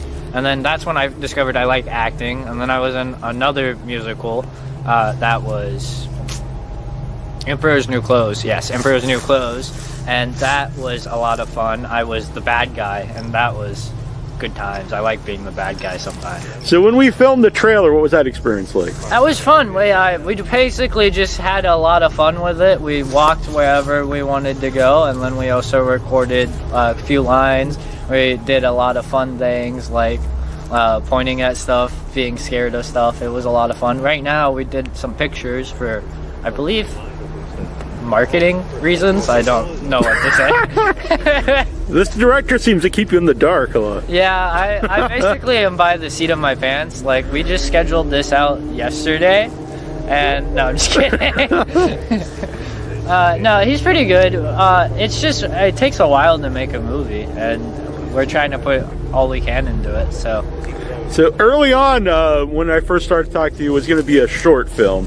Yes. But I think pretty early on when you were involved, it became a feature film. Yeah, I was told it was a feature film from the very beginning. Okay. It was never a short film from my end. And that's why I was super excited, is because I heard, you're going to be a movie star. And I said, let's be a movie star. Are you nervous at all? Yeah, extremely nervous. That's why I talk a lot. All right. Well, yeah, and you're aware that you're actually one of the featured performers in the film. I am aware. I have been told very many times that I'm a special role, and I don't know how to feel about that, because I don't know. I don't feel special, but I'll take whatever I can get. So, what are you looking forward to, and what are you nervous about? I'm looking forward to being in a movie, and I'm nervous about being in a movie. I want something that's good that my family enjoys watching. So you want people to check this out? Yeah, of course. All right, and we're back here once again, and now we're joined by Yoder of the Abomination of Frankenstein, which is a hell of a name. It's good to have you here. Hey, thanks for having me. Yeah. So for people, I played the trailer little right before the last segment, but give people an idea of what the Abomination of Frankenstein is. Well, basically, it's a throwback to just the exploitation Hammer kind of monster movies that they were making in the 70s, where it was like, I had never seen, because when they were doing those films back then, they were always, set in 18 something or whatever. They never had it set in the current day. So I always wanted to know what, like, a film with that subject matter taking place in current 70s time period, and just play with that kind of exploitation. So it's basically, It's almost, it has Italian vibes. It's like the Hammer movies, exploitation movies. So it's just all in that world. It really nailed the look, honestly. Well, thank you. Not just me, but the whole team involved with makeup and the camera crew. They really came together to make it look as close as we could. You know, not just in the look, but just the way we shot it as well. Did you shoot? Say that again. Did you shoot on film? I'm having a little echo here. No, we didn't.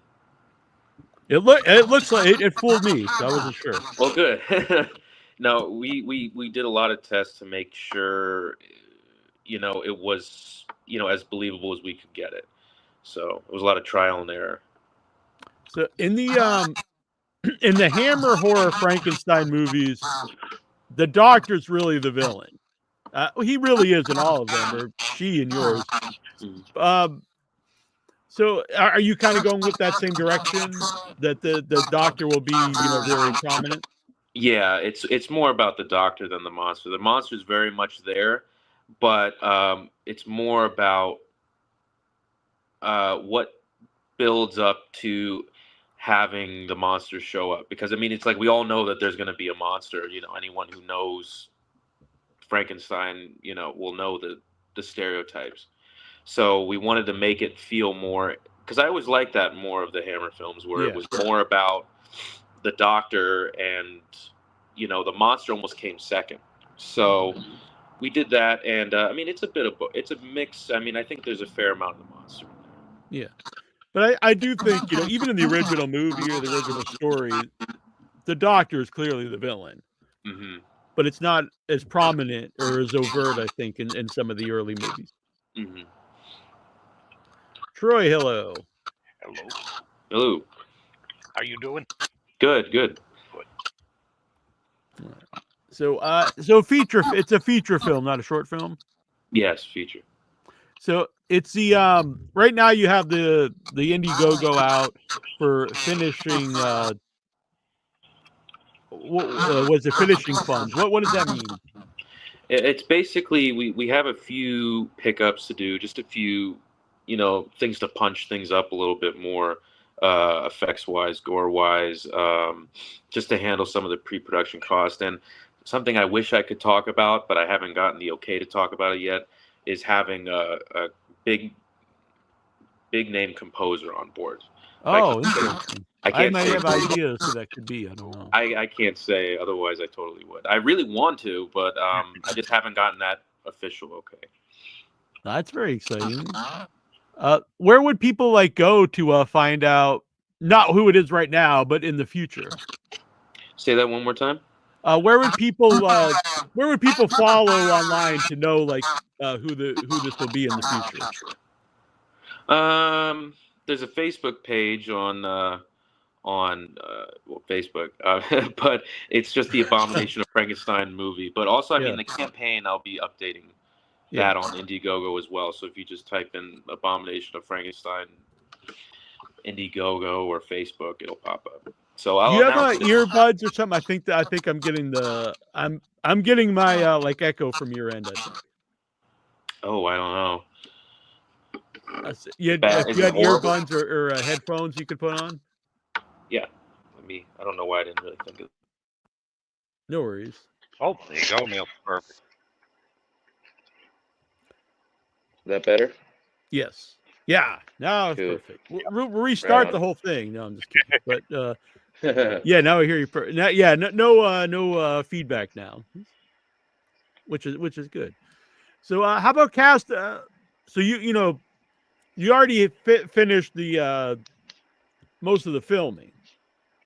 Yeah, we finished principal photography. It's just like I said, what's left is just like quickie insert stuff to kind of make something punch a little bit more.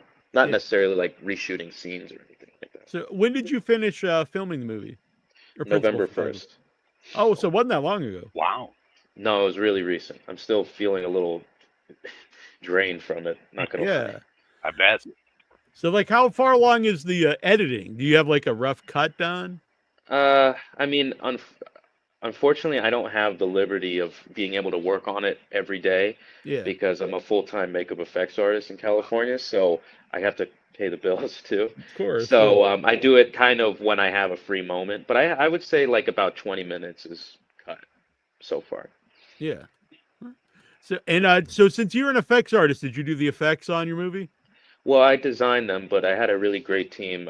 Monique and Jake, Monique Perez and Jake Porat, they both were the ones who built everything. I sculpted the monster, but they took care of um, pretty much all the body, all the dead body stuff, all the applications every day, and without them doing that, there would be no monster in this movie because usually every other film I've done, I will do the effects as well, but for this one, just because of the scale and what we were doing and our time frame, there was just no way I would be able to do that. I've done that once on a feature level, and I'll never do it again.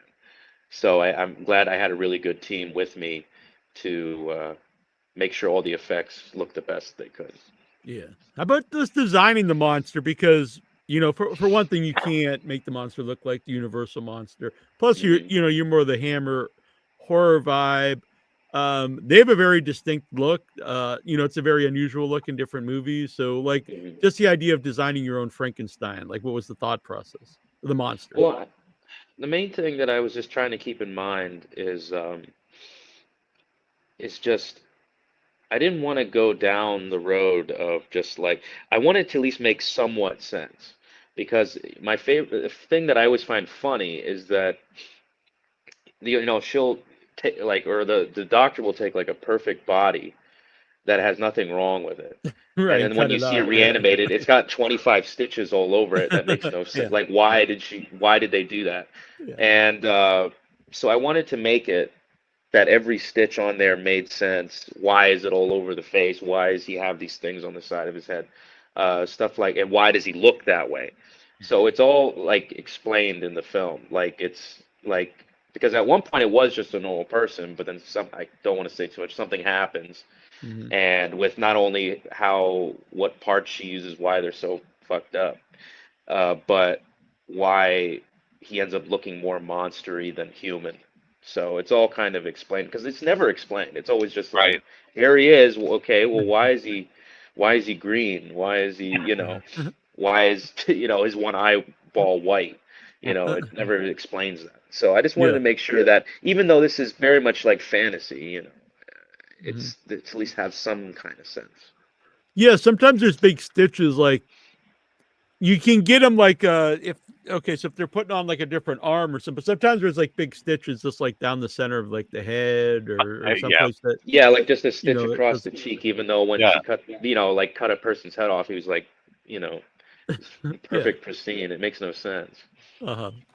So So, but it looks amazing from the trailer. I'm really excited about the look of Frankenstein's monster. Do you have a favorite Frankenstein monster, just the look from a previous film? I mean, the stereotypical answer is always the original. Yeah. But just for the sake of because I can't help it. I love the more not talked about as much monsters so probably even though the makeup isn't really the best, I would say probably the Christopher Lee Curse of Frankenstein makeup. Yeah, I don't that know one's why. a cool one. It does have a unique look. Even though it's made with mashed potatoes, but it's still cool. It's something about it. It's just because they knew they couldn't. It's got to be cool. Yeah, pretty much. It's just because unfortunately, I would say 95% of all Frankenstein movies have pretty terrible monsters. I mean, in my opinion, most of the Hammer movies, the monster never is that cool. It's always either just a guy. It's just a guy with a stitch here, or it's some absurd monster that makes no sense. Oh yeah, the Frankenstein and a Monster from Hell. It's like a gorilla. Yeah. Which is but it's not. It's supposed to be a man, And I mean, I get so it's almost hard to pick. I mean, I always liked the Lady Frankenstein monster, but just because of how silly it looks. With it's like it has this huge like egg head with a bulging eyeball, but there's something fun about it. I don't know. I like the cheesy stuff. Yeah. So, but you didn't go cheesy with your film. Yeah. No, see, that's the main thing is that the one thing that's kind of hard when you do a film that takes place in a different time period like the 70s, people almost kind of expect you to spoof it. Where it's like, well, if it's bad acting, well, hey, it's the 70s. That's the reason why. If the effects look like shit, oh, hey, but it's supposed to be low budget 70s. We didn't want to do that. It was supposed to be just the look. It was almost the main goal we were trying to do was just make people like you don't know anything about the movie and you put it on, you go, was this made in that time or not? That was kind of the goal. I think and the fun thing is that the film as it is right now in a rough form, I think looks more like an actual film made in 1976 than the actual trailer does. Because I played with it more, and I think we really got it now in a spot where I think I'm excited for it. Because I'm always so obsessed with getting that look, and the only way you really can is if you shoot it on film, which we did not have a budget for. So we had to do the best we could. I think I'm that's with a good Neal, though. I point. think you fooled me too. I thought it was shot on Yeah, film. that looked good. Well, that's And good. I mean, because most people there's a lot of elements to it. A lot of people are just like, oh, I just put some uh like scratches on like an overlay on the thing, and there you go. But it's more about how it's lit, how it's shot, and it's not all just like quick zoom ins. It's like you have to. They had a way of shooting films back and blocking them, so that's a big factor, and it's just many different. Well, we were able to have. I don't know how we did it because it's not my forte is cinematography, but we were able because we shot on an Airy, and they were able to have 16 millimeter grain embedded in the footage while we shot. So it was all the footage has that on it, no matter what. It's not a post thing. It was done in camera, So when it gets put into coloring, it's kind of just bumping up what needs to be. And a lot of the work is like mainly just trying to balance everything just to keep it having that 70s look, because it's very easy to go into the world of like you're trying to make something look cinematic, but the main goal is that you want it to just feel like you're watching some kind of like, I mean, the main things we had are like Fulci films and Carrie and what was the other one? Well, those kind of movies, like that was our main visual lookbook. The Omen, that was the other one. That was like the main one. We were trying to like emulate that look. Yeah. So my film was two. One's a Future Smash, but End Zone 2 I just happen to have here. But the point was End Zone 2 is supposed to be a 70s movie, and we billed it as a 70s movie when we first put it out, and some people thought it was. I didn't shoot it either or anything, but I remember when they shot it, some of the things were in camera, like you said, for the aspect ratio and different things. So, and like you said, the way it's shot, the zooms, it's not. And I also was going at was when you said not to keep it cheesy. I always disliked that because a lot of those movies like have a charm. And you kind of find them cheesy or whatever, but they didn't intend it that way. I think when you intend to like make something like kind of cheesy or whatever, to me, there's exceptions, but for the most part, it just doesn't work. I never. The main thing is I don't see. The thing is, the film it's supposed to be set in 1976, but we never say that it is. So I never wanted to treat it like, hey guys, look, we're doing a 70s. It's set in the 70s. Look. You know what I mean? It's more supposed to be that you're just watching a film that so happens just to be the setting. So we never spell it out. And the only way you'll really know what year it is if you like really pay attention to the background and stuff. And because there's just little things that only would exist in that time. And we were really keen on making sure like nothing felt forced, like nothing, like have a line where the character says, hey, this is 1976, get with the times, or something Right. like that. The Or have a big, bicentennial, man. big text on the screen that says 1976 or some shit. It's supposed to be, like I said, it like you just feel like you're watching a movie that was made another time, and you can't tell. That was, just the main goal. And I think if you make it too self-aware, it ruins it.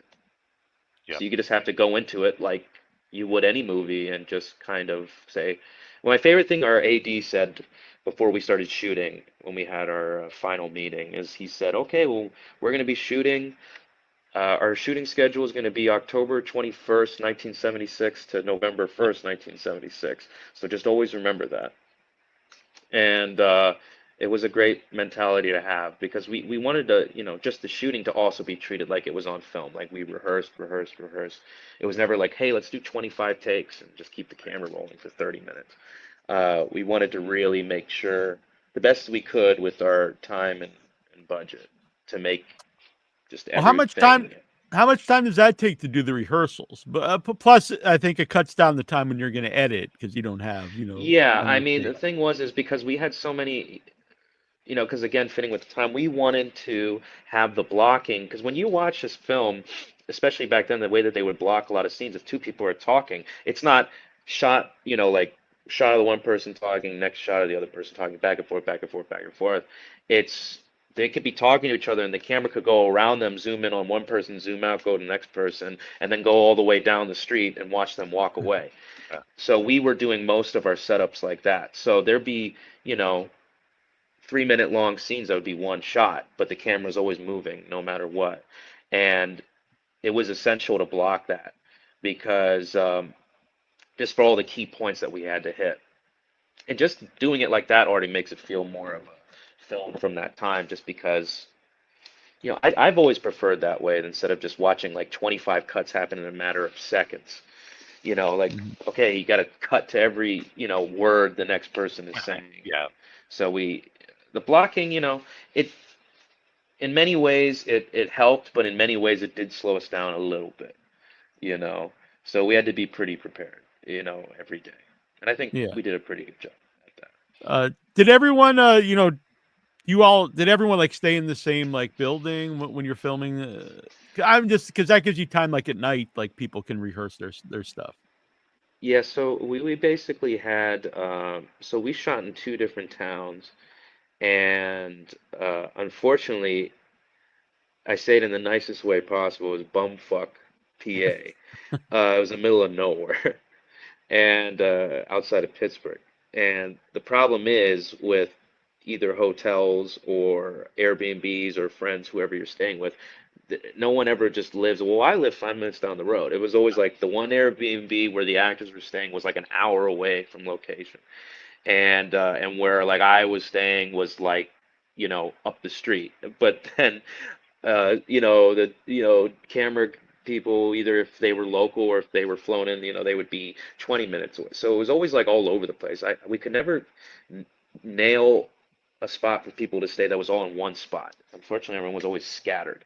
So our pre-calls, for makeup and stuff, because again, everyone has to be in very specific wardrobe, very specific looks, especially the actresses. They'd have a 2-hour pre-call sometimes. So if we wouldn't shoot till 10, they're there by, 8 getting ready. So that means they'd have to be up by 6:30 sometimes just to drive that hour to get there every day. And so that was a bit of a pain. That didn't help. So I didn't sleep much at all for most of it. Yeah. So you mentioned like a few of the movies that you're that you watch, like to get like the, how the movie's going to be shot. But did you give any movies to the actors? Like, this is a kind of acting style we would like? Not so much acting style. I didn't want to have people too limited to like, hey, act like you're, a 70s actor.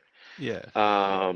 What I did was I basically gave them films based on pacing and the way that, certain things would be played out. And so films like one was Carrie, one was Frankenstein Must Be Destroyed, which I think is 69 or 8. It's a Hammer film. And there was the Beyond, even though it's not the same time period, but just in the sake of that kind of Italian influence, especially with all the gore and stuff. Yeah. Oddly enough, we just saw Annabelle can't be on tonight. So we go to a 12-hour horror movie marathon every Halloween, and and they have a theme. This theme was Mad Scientist, and they showed Frankenstein Must Be Destroyed. Oh, That that's was a awesome. great one. I really Yeah. love it. And that one, he is especially evil and the villain. The Oh doctor. yeah, Cushing's a prick in that movie. Yeah. Total. Yeah. Yeah, the main thing with the film is that the character, she's supposed to be extremely, like I just want to say the word, I guess, cunning, in the sense of like you never really know what she's thinking.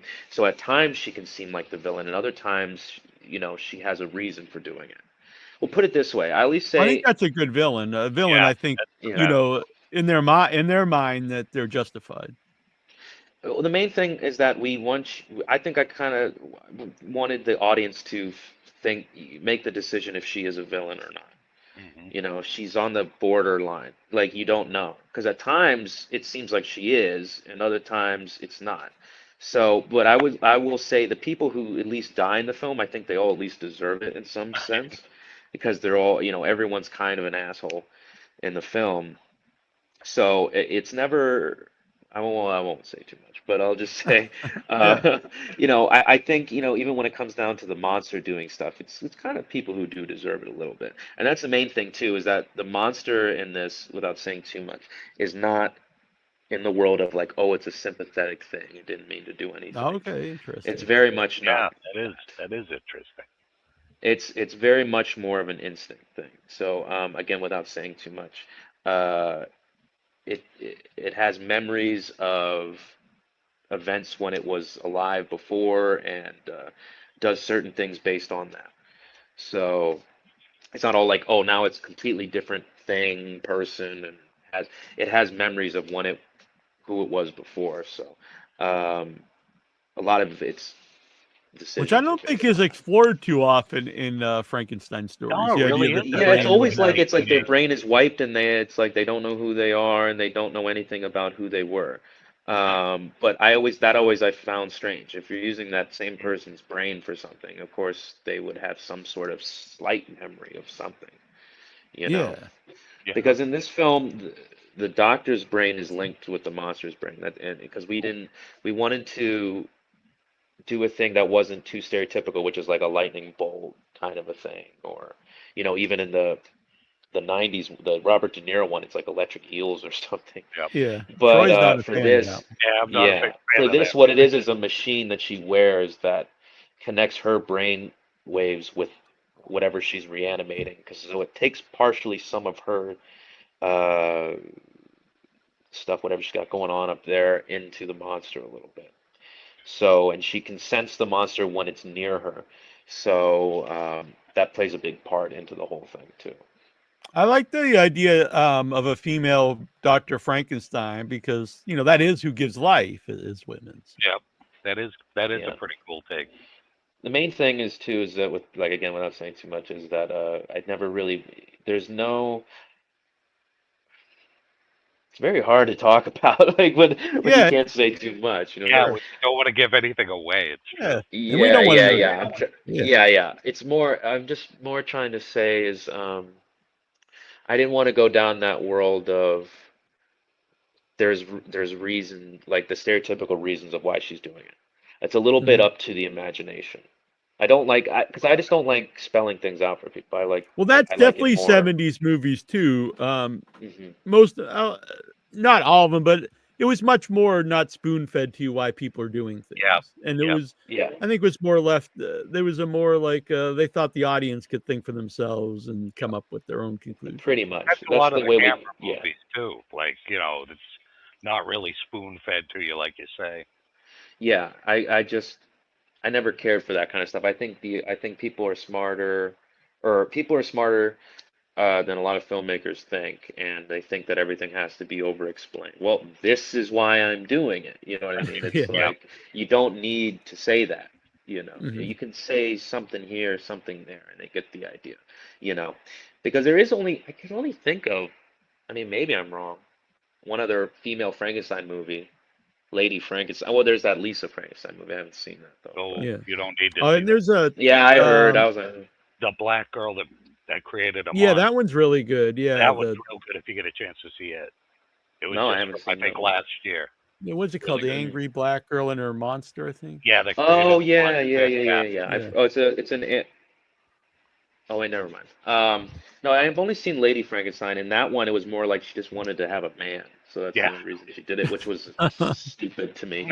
Yeah. I was like, it's a really fun movie. I really do like that movie, but Yeah. it's very of the time sexism, in the Yeah. sense of like, well, I only want to do it because I want to be with this guy, kind of a thing. Yeah. So I didn't want to go down that world. Yeah.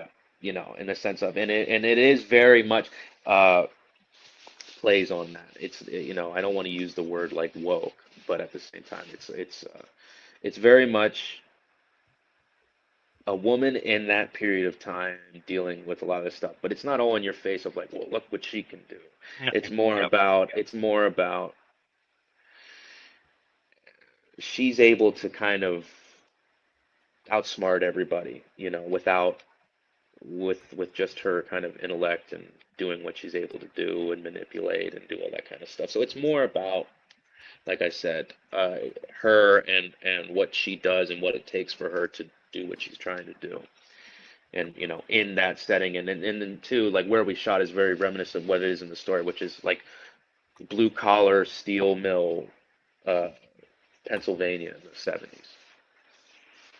So, what kind of perks do you have on your campaign? I'll have the link for everyone. Yeah. They can click on it. So it's basic, some of them are the more run of the mill. I mean, I hate to say it that way, but t-shirts and things like that. Yeah. But we do have a couple of things, I think are pretty unique. Based on, I mean, honestly, how many people end up getting it, is that one of the things we're doing is we're going to have another shoot day in LA where we're basically shooting a movie that's going to be scattered throughout, because in this small town they have like 4 channels, so they're always watching the same thing, if either it's in the background or if there's scenes where people are watching stuff, where we're going to have a film that we're going to shoot a little short that's going to be played through that. So that's one of the perks, that you can come out and be in that film. Another is we're doing silicone versions of the monster, like full bust from like about here up. Yeah. And like some point stuff, if you want to get some points on the back end and things like that. So we got a bunch of different things on there. The poster art's great. That's what I saw originally. I was like, oh wow, I love this poster. So who did the poster art? And then I watched the trailer and I was like, oh. Well, I did. Yeah. Then we were sold. Yeah. Yeah. Oh, you did the poster? Mm-hmm. Oh, very nice. Oh wow, it's really amazing. I love it. Thank you. I have a lot of fun doing posters. They're for some reason one of my most favorite part about doing a film. I don't know why. Oh. The poster. Sweet. Is it hand painted? So what it is a fuck ton of Photoshop. But what it is that it's a mixture of real paintings, and it's a mixture of the real actors' faces, and just a mixture combined of the whole thing. And it takes a lot of tweaking, and it's not like you just put oil paint over a photo. You have to do a lot to it. And it takes a long time to do, because I'm very obsessed with trying to make it look authentic, in the sense of, I wish I could hand paint the whole thing, but I could. With the face, no way. Other things, sure, but as a whole, it's like a mixture of the two. It looks, I love it, and the text is great too for the Abomination of Frankenstein. Oh yeah. Oh, thank you. No, it's some font. I can't remember. It's from some 70s. Because I have a thing of stock font that are from that era that a lot of them would use. So it's one of them from something. But it does. It reminds me of like going to the drive-in in like in the mid 70s and seeing the poster. It's also, it's great. Yeah, it's also like, I don't know if you guys ever seen, like, you watch a couple films, like there's like Dolomite, and then there's The Hills Have Eyes, and another film is escaping me, but they all have the same credit font. They're like it's like a very specific font, and I've noticed that in a lot of like low budget exploitation movies. So that's like the font we use for the opening credits and stuff like that, because I'm just so obsessed with those kind of weird things, and especially music. I really am obsessed with that time period of film soundtracks. So that's why I'm really excited. I hope we can I can announce soon who we got. Yeah, I'm very excited about that too. I can't wait for that. I have a guess, but I don't want to say anything. I can tell you guys off here. All right. So I saw, that you've been to festivals, or you want this to go to festivals. Have you played festivals before? Is that something you do normally with like your shorts? Yeah, once with shorts. The producer on that, Nico, he was putting them through. Well, I didn't even know he was pumping the one through that we did through festivals. I mean, he told me, and I was like, oh, okay. And I don't really get updates on it. And then I found it had like 90 wins or something like that. Wow. Maybe I'm a little off, like 80 wins or something. That's so amazing. He's got like some connection. I wish I knew more about the festival circuit. I really don't. But he's more of the mastermind behind that. And so for the film, that's what we're gonna try to do. So that's why also we're not really posting the trailer yet or anything like that, because I know they can get finicky, especially with features. So that's why, like on social media, like Facebook is just like a brief snippet, Yeah, it's like the 38. Yeah. Yeah, and once the campaign's over, I have to take everything down, so that way, we don't get in trouble on the festival end by saying, well, you have a trailer up, or something. So. I didn't even know that would be part of like. Oh yeah, it's really strange. It's also like if you have a film on YouTube, let's say. Yeah, that's and you try to put it into a festival, they'll turn it down. Well, not all of them, but some of them. Almost all, like the major ones will, yeah. Oh. Yeah, they don't want you to like. They basically any of that. Yeah, they basically want you to go in with the mentality of like we're the ones who's showing it first. So it's like if you showed it online, they're gonna be like, well, we don't want it. Type of a deal. They want. Or if you released it on Blu-ray or whatever. Yeah. So, I mean, that's another thing, too, is that the physical copies and stuff won't be able to come out until after we do our little festival run, which I can't imagine going for too long. But, I mean, we'll just see what comes out of it because, I've gone down the road of, just distribution through people. And I didn't really want to do that with this one. I wanted to see where it could, who knows, possibly go. I'm not trying to... So what would your goal then be with doing the festivals, to try to see like if you could get distribution or like on a platform or something like that? Yeah, see where it goes, because I get nervous sometimes. I just if you give it to the first person that comes calling, you never know what it could have been. You know what I mean? Because I have another feature that I did that's kind of stuck in limbo right now because of that. So I didn't want to go. Yeah, I mean, many guests and friends of mine have terrible tales with different distribution companies. Yeah. I mean, and it's so funny too. I can't tell you how many emails I've already gotten, even before we shot, from just some person who saw it saying, "Well, I have this distribution company. Let me see it." And it's like, we shot wary of all that. Yeah. Oh yeah, it gets intense sometimes. So I kind of just ignore all of it, and then so we'll just see where it goes with the festivals, who accepts it, who doesn't, where it can go, and we'll see. I mean, the goal was to have it done by March. Okay. Do you plan? I know you said it was a producer as well, the festival guy. Do you plan to like travel with it when it's playing the festivals yourself? I mean, if it's in LA, maybe. Unfortunately, I unfortunately am like way too busy most of the time. I wish I could. I wish I had time. Yeah, it's also expensive to fly, to. Yeah. So some of them I do know that I think they will fly you out depending on the situation. But I mean, if it's not, then maybe not. It just depends on whatever's going on at the time, because I mean, it was hard enough for me to get the time to just make the film. You know what I mean? And now, now that we're done shooting, I just jump right back into another thing. So so we'll see. Yeah, I mean, there's upsides to traveling with your film if you if you'd want to network, if that's something you're interested in, and meeting other people, getting the chance to see your movie with an audience, on the screen. So yeah. it I also don't know. I've done that depends if once. I've done those that things- like once or twice, and it was like the worst experience. And not by any means of like reactions from people. It's just I get so horribly like embarrassed. I don't know why. Like I remember on the I'd be last too feature nervous for something like that. huh? I think I'd be too nervous for something like that. Yeah, it's weird. It's almost like because when you're the one who did it, you almost feel like everyone's gonna spot the random mistake Oh, that yeah. no one will ever see in a million years, or that people will, laugh at something, even though they, in my experience, they haven't. So it's like, I remember the one showing that we did of the one film I did. I walked out like 7 times during certain scenes. I was like, I'll come back in a sec. I just couldn't sit there. I just like wanted to just, disappear, and I can't.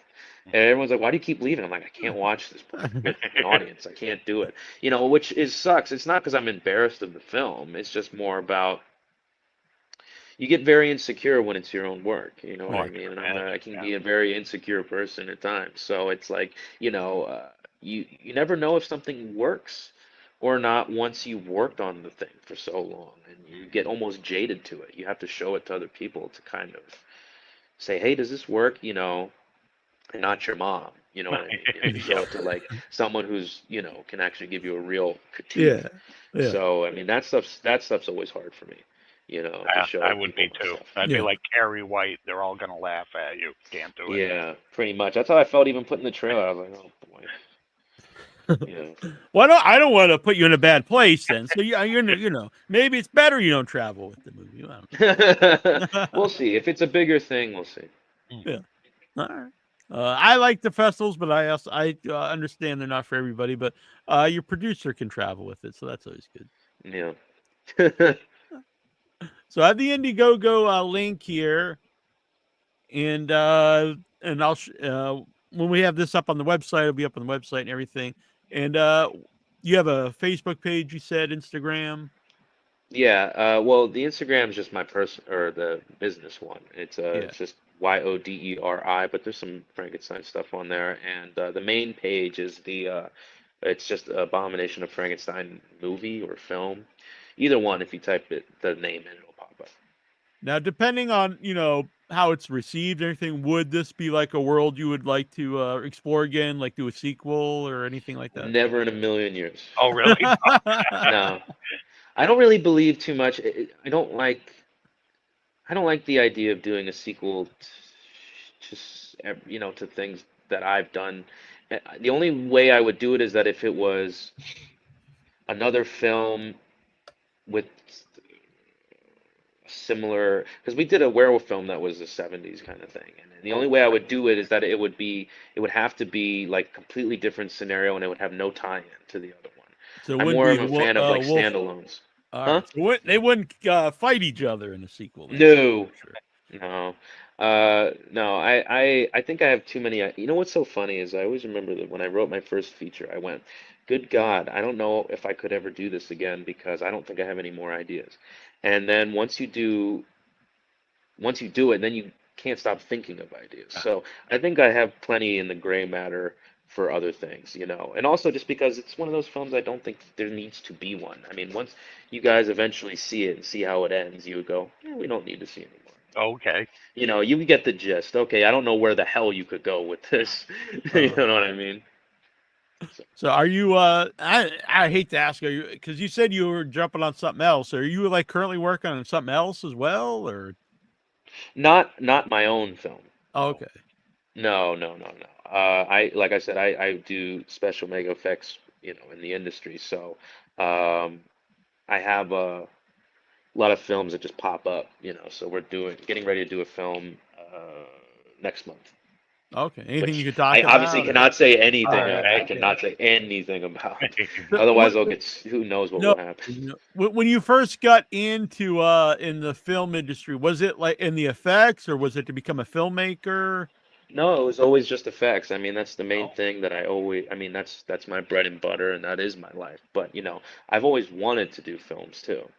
But, coming out to LA, that was never my idea, was to be a film, not to do it seriously. You know what I Mhm. mean?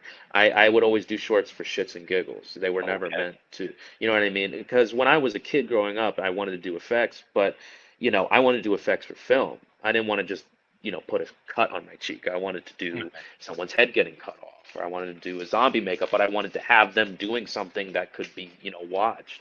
So Yeah. I would just do my own shorts. I was like, well, if I write them, I can put whatever I want in them.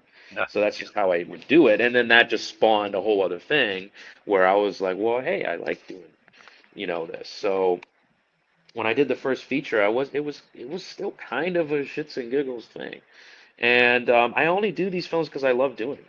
I don't that's do it great. for outcome reason, Otherwise, because I've been offered to direct, like hired to direct for a company before, and I don't think I can do it.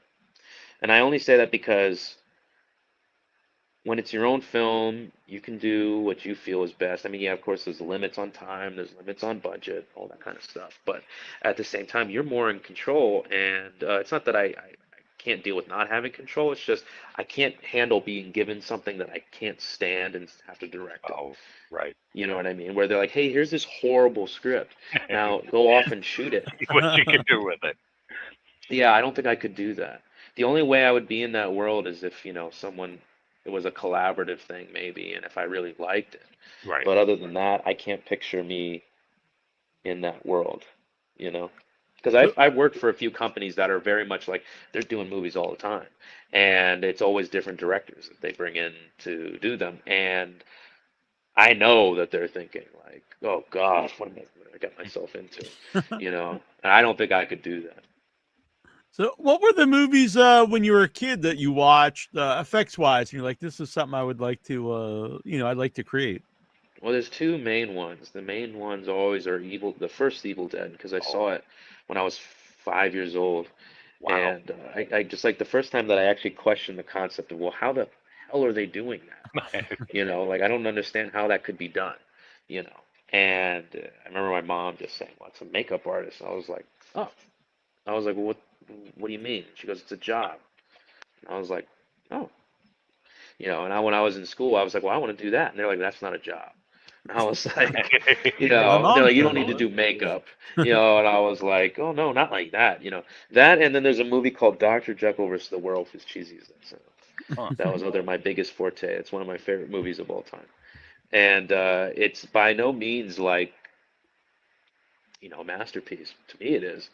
In the sense of, like just, how much I enjoy that movie. But the werewolf in the film is a guy with hair laid on his face with fangs. And that was like the first kind of monster makeup I did, was like trying to figure out how to glue, Oh, hair on my face and make fangs and stuff. So those two movies were always the most influential in the sense of just, I mean, not only just makeup effects, but filmmaking too. I'm trying to look up the. yeah. Well, the It's a poster's Spanish very movie. cool. Yeah. Spanish movie from 1972. All right. Now I got to look this So one up too. This one sounds yeah, awesome.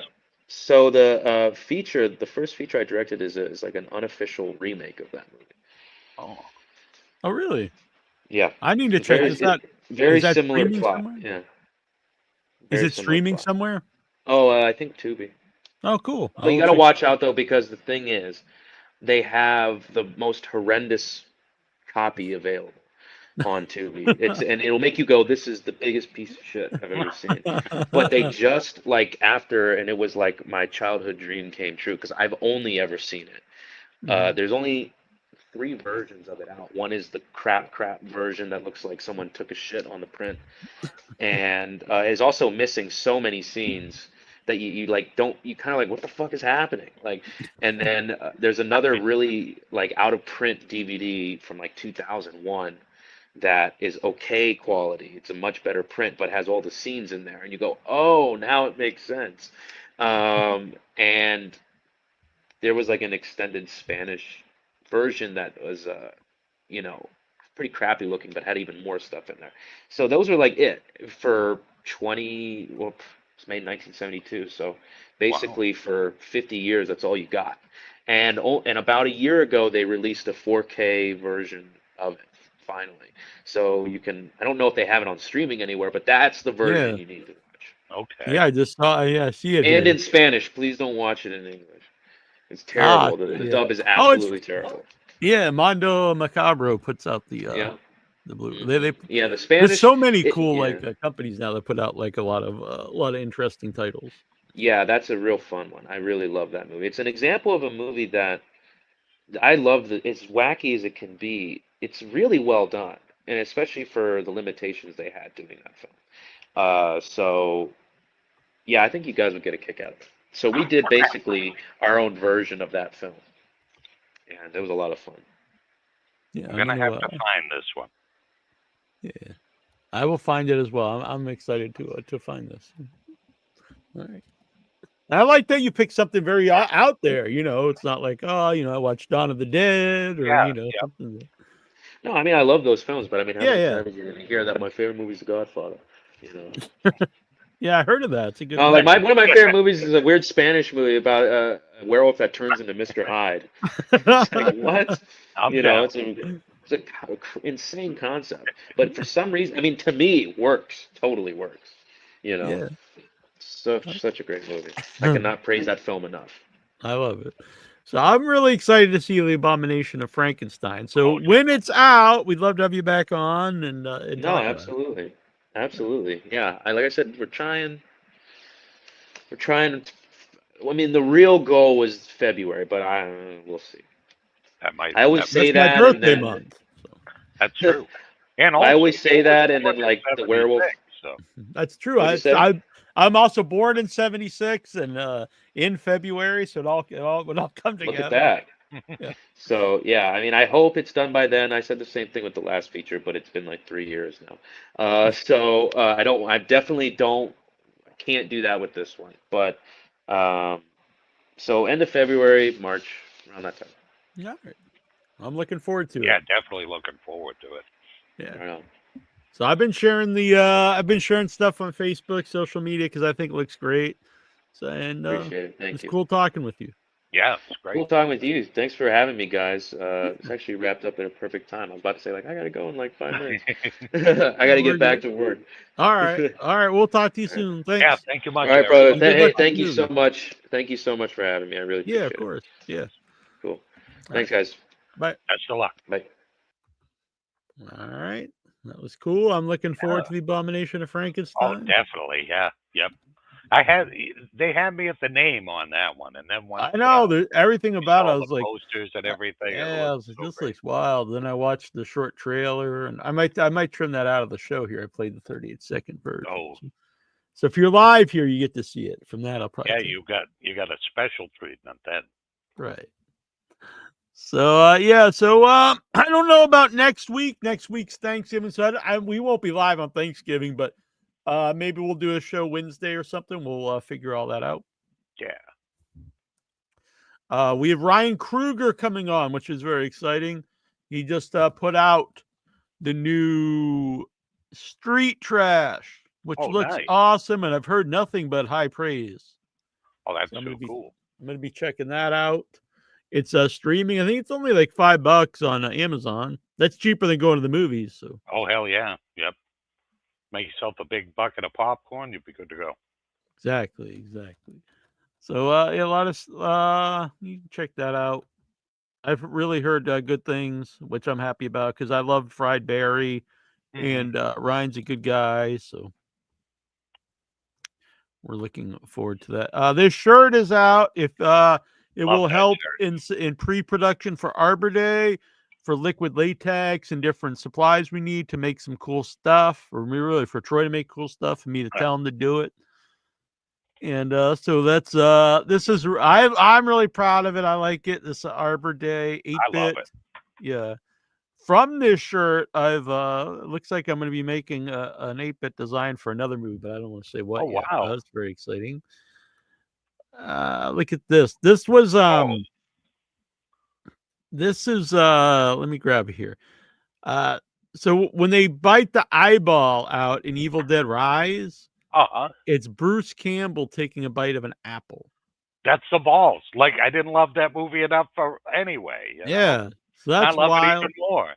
And I've always thought that a really good documentary would be about sound effects, like in horror movies, like just weird stuff like that, like like not just someone closing a door or something, but how do you get this? You Yeah, can't like rip the someone's Hitchcock eye out. Cassava melon, for the Yeah, shower scene and stuff. Like, who ever thought of that? yeah, I think that would make a really good documentary. If I had the means to make one, I think it'd be good. So anyway, Somebody wants to it's back cool. Neal's dream of making the sound effect thing. By the way, here's a Whoa. clip. That's from the new Street Trash. It's friggin' looks Holy awesome. shit, I love that. I think Puppy Sloot in the chat's a big Street Trash fan because she likes movies where people melt. Oh, yeah. Melting people, always a good thing. Yes. Did you know this, Troy? Conan the Destroyer, the character Dagoth, it was played by Andre the Giant. He's uncredited in the movie. No, I did not know that. That's why there's all those pictures of him on set, behind the scenes with Wilt Chamberlain and Big yeah. A, yeah.